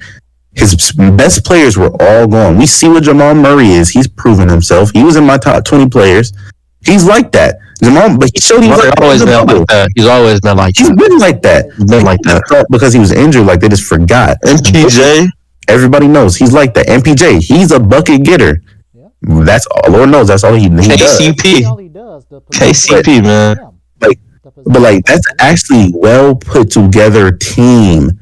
And that's what I'm like. A lot of these teams, you look at the best teams in the league. It's not like I think the ages of like big threes and whatnot as like they used to be, where you just get like a few stars and just go out and just get buckets. I think that's actually Phoenix trying to do. I don't think Phoenix is going to be good at all. I don't either. Cool, but I don't think they're going to be like real. Their rotational pieces are just like terrible. Could you imagine Phoenix winning the chip next year? Nah, I couldn't imagine. No, their rotational pieces are just too bad. It's too dependent on superstars. Like a super top heavy team, it's getting crumbled by these teams with deep rotations. And that's just what Denver has. Denver is by far the best team in the West to me right now. Best team in the NBA. Best team in the NBA. The best team in the NBA for sure. Yeah. Because they're the only team that does not have an uncertainty. Yeah. Everybody else. Probably the only team that don't really have a weakness. People say their defense is bad, but they play D. Well enough. Yeah, they play D good enough. So I mean, the offense is so dominant. Is like now that you say that, the only team in the NBA that probably doesn't have like a certain problem they need to fix right away, and that is like holding them back. So they probably the team in the NBA that does not have a weakness.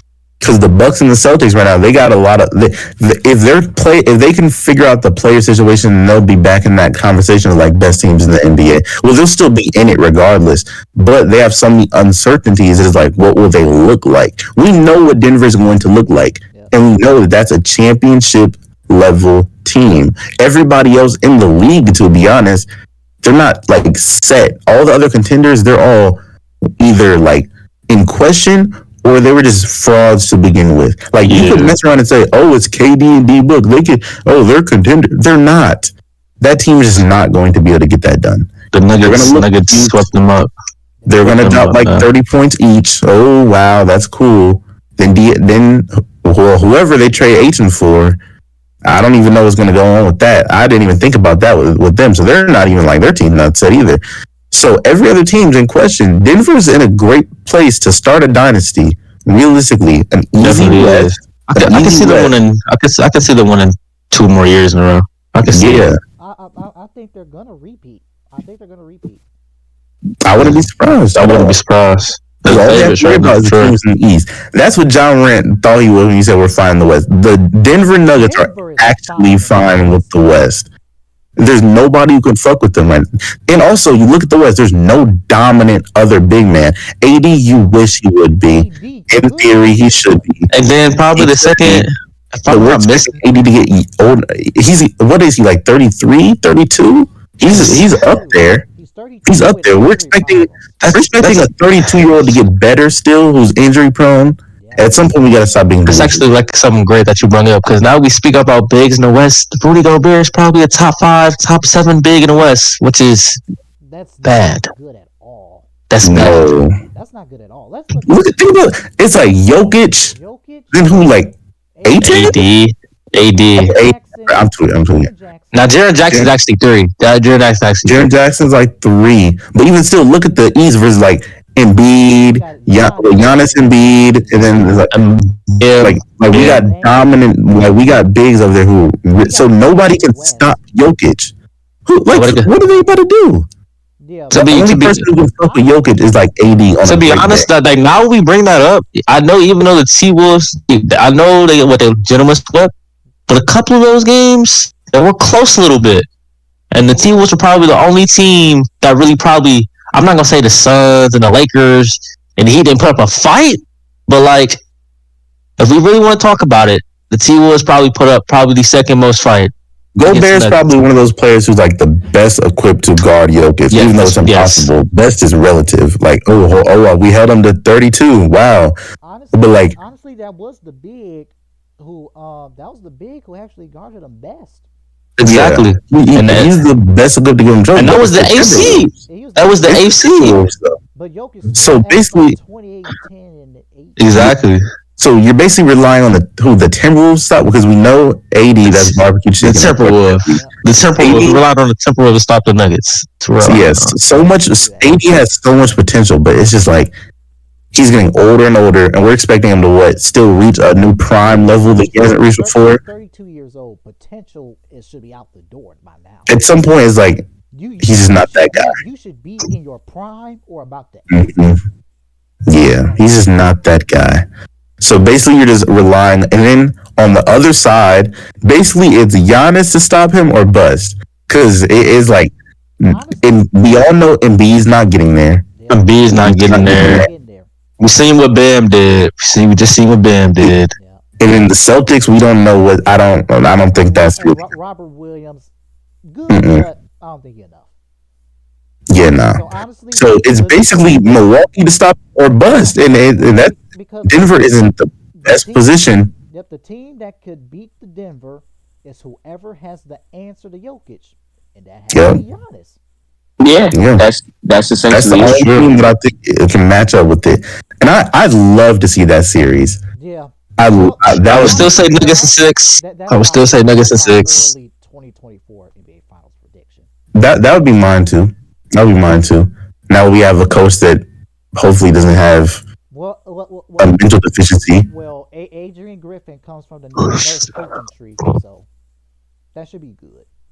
Yeah, Nick Nurse's coaching style goes. Where's Nick Nurse coaching now? Does he have a new coaching coach? He's with the Sixers though. Yeah, he's with Sixers, so that's actually very interesting. Because I'm not sure what that changed. They actually hated each other at one point, so that's actually pretty interesting. That's actually so interesting that they got Nick Nurse. Like that was like their rock. Oh, he was with Kawhi when they did. Yeah, that was with Kawhi when they won. How he Will Philly respond? I don't know. Joel Embiid being the diva he is, he was crying over that. I'm not sure. I feel like Nick Nurse is a good head coach. He's a great head coach. But once again, that's what that Raptors a good team. It's still a really decent team. They just really have no guards. Like I always look at it, they have OG and Barnes, Van Lee, Siakam. Probably 2 more people we're forgetting. The guard play was a bit disappointing from Toronto. Yeah. I mean, it's always kind of been like kind of underperformed backcourt for like not shitting on Kyle Lowry, but I mean, is Kyle Lowry gonna go out there and get 25 points a game? Right. No. Yeah, no. So I mean, I don't know. There's a lot of interesting stuff going on this offseason. It's gonna be good for sure. It's gonna be really interesting. Definitely interesting. and also with the draft, I really like this draft class, even without Wimby. I actually really like this class. You want to talk Yeah, about it? We can talk about it. We can talk about it. I think this is. Oh, we about to cover all the content in one episode, huh? We low key For real. even though we are about to start producing some draft content starting Because how long we been on live for? We started. It's about to be two. about 2 hours. Yeah, for real. It's about to be two. When did we start? Like 11? 11. We started. It's been about 3 of things, ain't it? Yeah. I mean, it's NBA talk. I can do this all day. Well, It is what it is. well, honestly, I'm just like, I'm pretty sure this is our longest episode yet. yeah. I think this might be. I think this might be even longer than the live specials we had at Pius. I mean, the conversations are flowing. So if y'all got more topics, then I'm. Come on, Hey. let's talk about it. Let's talk about the prospects. Y'all got time. Let's talk about the draft a little bit. Can we talk about one of the most? I feel like one of the most interesting prospects going to this draft is my pick, Arkansas guard Anthony Black. I like him a lot. Anthony Black is good. I like him. Coming in, I've not been able to shoot the ball very well, but still a versatile guard, can defend well, can play make well. I feel like he would fit in with a great team. Probably I see him falling between like the 12 and like 7 range. Maybe the Wizards take him I think because Johnny Davis was a disappointment, or maybe actually that'd be Jazz, Anthony Black. yeah, I like that. yeah. I like that. I think I did do a mock draft. I released. I have to pull it up, but I don't remember why I had my phone somewhere else. So I don't feel like getting it. And then we had I like Anthony Black in the Jazz uniform. I like Anthony Black. My favorite prospect, well, outside of like Scoot and Wimby, I really like Cam Whitmore out of Villanova. Yeah, I like Cam Whitmore. I like Cam Whitmore too. Because I'm of the mindset I am never doubting a Villanova prospect. That's just me. I'm never doubting a Villanova prospect. Almost every Villanova prospect has been good. I think Mikal Bridges went to Villanova. It's a lot of wings in this draft class. I don't really. It is. Like a lot of tall wings, like Andre Jackson from Connecticut. Grady Dick. I didn't even know Grady Dick actually committed for the draft. I did not know that. It's supposed to be a lot of Amar. as well. Really? Yeah. I don't think first. I don't think Amari Bailey. What do y'all think about Amari Bailey? Since we talked about that, I really thought I'm not so high on him. he should have went another year. Yeah, I'm not. Win another year. He should have waited. I think Amari Bailey, he probably be a late first round. Yeah, like between like 17 and like yeah, I feel like he should have waited another year. Yeah. Got Money Bates in here, so I mean, it is a very deep draft class. Also should have waited another year. I forgot Terrence Jackson Davis. They're Lively, Oscar. I mean, Yeah, this draft class is Tenney. Tariq Whitehead from Duke. In there. It's a great draft class. From the Wicks Really and stuff. deep. A lot of potential. For real, a lot of potential. Yeah. This draft class is stacked, and so is next year's. Mm-hmm. I feel like the ones for the Brandon Miller, Chris Murray, Yeah. Keegan's twin. Yep. Julian Strahler. Forgot about the Thompson twins. Sanogo from Connecticut. Jarcy Walker, Jordan Walsh. But I forgot about those two. Nah, this is crazy. I know I have high hopes for Brandon Miller. I watched a lot of him in college. He's going to be good. Nick Smith Jr. I forgot. Also, I forgot about Jalen Wilson, Grady Dick partner in crime. Oh, is he? I forgot. Yes, I forgot about Jalen Wilson. Damn, I didn't know that. And he's a great player. Just doesn't shoot the ball very well, but great wing player for sure. Wow. So, I mean, if you draft bad in this draft class, man, I honestly don't know what to tell you. But you know, some team will always mess it up. I don't know how you can screw up this class. I really like this class a lot. I don't think there's gonna be much. I mean, there's gonna be disappointments, but I don't think there's gonna be much in this class. That's what I know. I know that's what I'm nervous about. I'm nervous about, like, yeah, some of these players, like, we're looking at them like, oh yeah, they're gonna be good, but then it's just not gonna translate. Yeah. And I hope for the best for all of them, and that they can just, you know, do their thing and shit. CaBreon, so I know you're a diehard Bucks fan. So who do you want the Bucks to take in this draft? Whew. We should look to point at the point guard position. Point guard position. What guards? I mean, all the good guards. I don't think like the Anthony Blacks of the world, Yeah, they're those. they're Yeah, getting out of there. Uh, like there's not. Speaking of guards, there's not a lot of good point guards. There's a lot of good shooting guards and small. ability Yeah, wings. Yeah, you are right. But like on the position that we need to improve most on is the point guard position. yeah, but y'all need like a scorer, like like. I'm not gonna say like Do you know Marquis Sazzer out of Houston? Mm, who? Walker. Do you know who Marquis is? Played with Darcy Walker. That Houston team that made that. I like him a Yeah, lot. like I feel like that type of guard that will actually.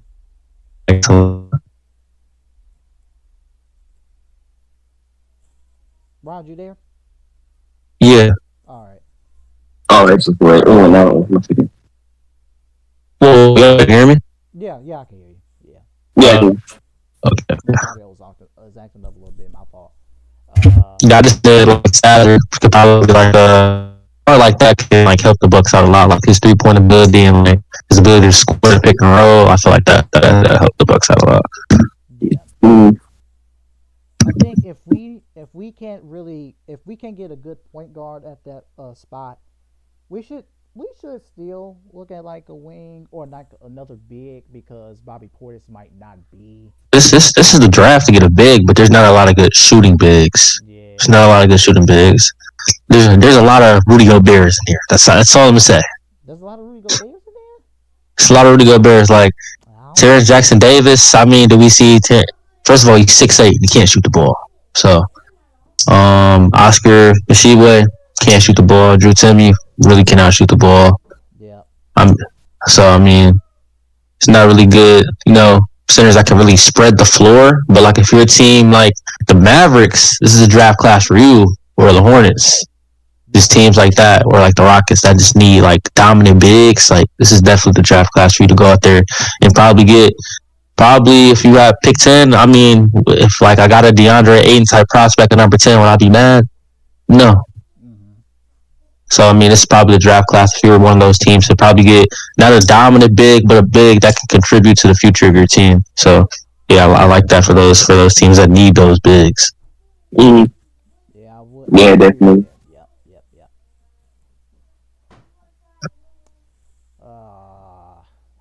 Is there like anything else we should get into about the draft? Not really. Probably just wait probably a little bit more, but that's probably it for now, for sure. Yeah, Yeah. we definitely gonna have some more draft content on the way. Gonna have some who we believe have the best career out of stuff. We're gonna be producing a lot of content for the upcoming draft. That's actually this Thursday, as a matter of fact. This Thursday. What? Yep. Okay. Um, and I think that's actually gonna do it for today. All Whew, right. boys, Uh, Alright. that was one hell of a episode. it was good for sure. Yeah. Yeah. We'll definitely be back next week. Um, just make sure you follow us on Instagram, Twitter, TikTok for more content on the way. We got a lot of store for you. Gonna be talking some NFL as training camp is nearby. MLB Let's go season, Lions. Yeah. college football Yeah. on the way. To be honest, I am cheering for the Lions. Yeah. Yes, What, sir. Mason? I was responding to them. They're talking about the Lions, and I was like, Yeah, matter of fact, Mason don't know I'm a Lions fan. Mason don't know. Yeah, I actually do kind of feel with the Lions. I'm yeah, a Ra. I like him a lot. Yeah. Helped me out in fantasy quite a bit, and I'm drafting him again. yeah. I do like the Lions a lot.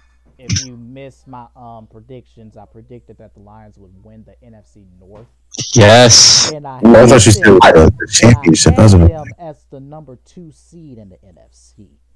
I actually Mm. like them a lot. See, I'm a Lions fan, and that is a very, very, very hot take. It's a hot Yeah, take, that's a bit of a hot take. but here's the thing. I actually went game by game looking at the schedule, and I picked every single game. Okay. And then when I looked at it, the Lions were, I believe I had them at 11-6. I can see that. Give them get to the 11-10 win range. Yeah, Definitely over St. Louis. Right now, I'm not gonna lie. The NFC is kind of the NFC is weak when you look outside of Philly, though. yeah. While the AFC, on the other hand, It's another story. It's another story. I mean that's another episode, to be honest. That's another episode. We talk about that. We might be on here for another 3 hours. To be honest. Yeah. So yeah, I'm gonna let y'all have it. Happy birthday to our guy Dave too. Happy birthday, Dave. Happy birthday, Dave. Whenever you hear this. Yep. Best of luck to you. He will be on the podcast sooner than later. And we're gonna let y'all enjoy y'all weekend. So we'll see you. So, yeah.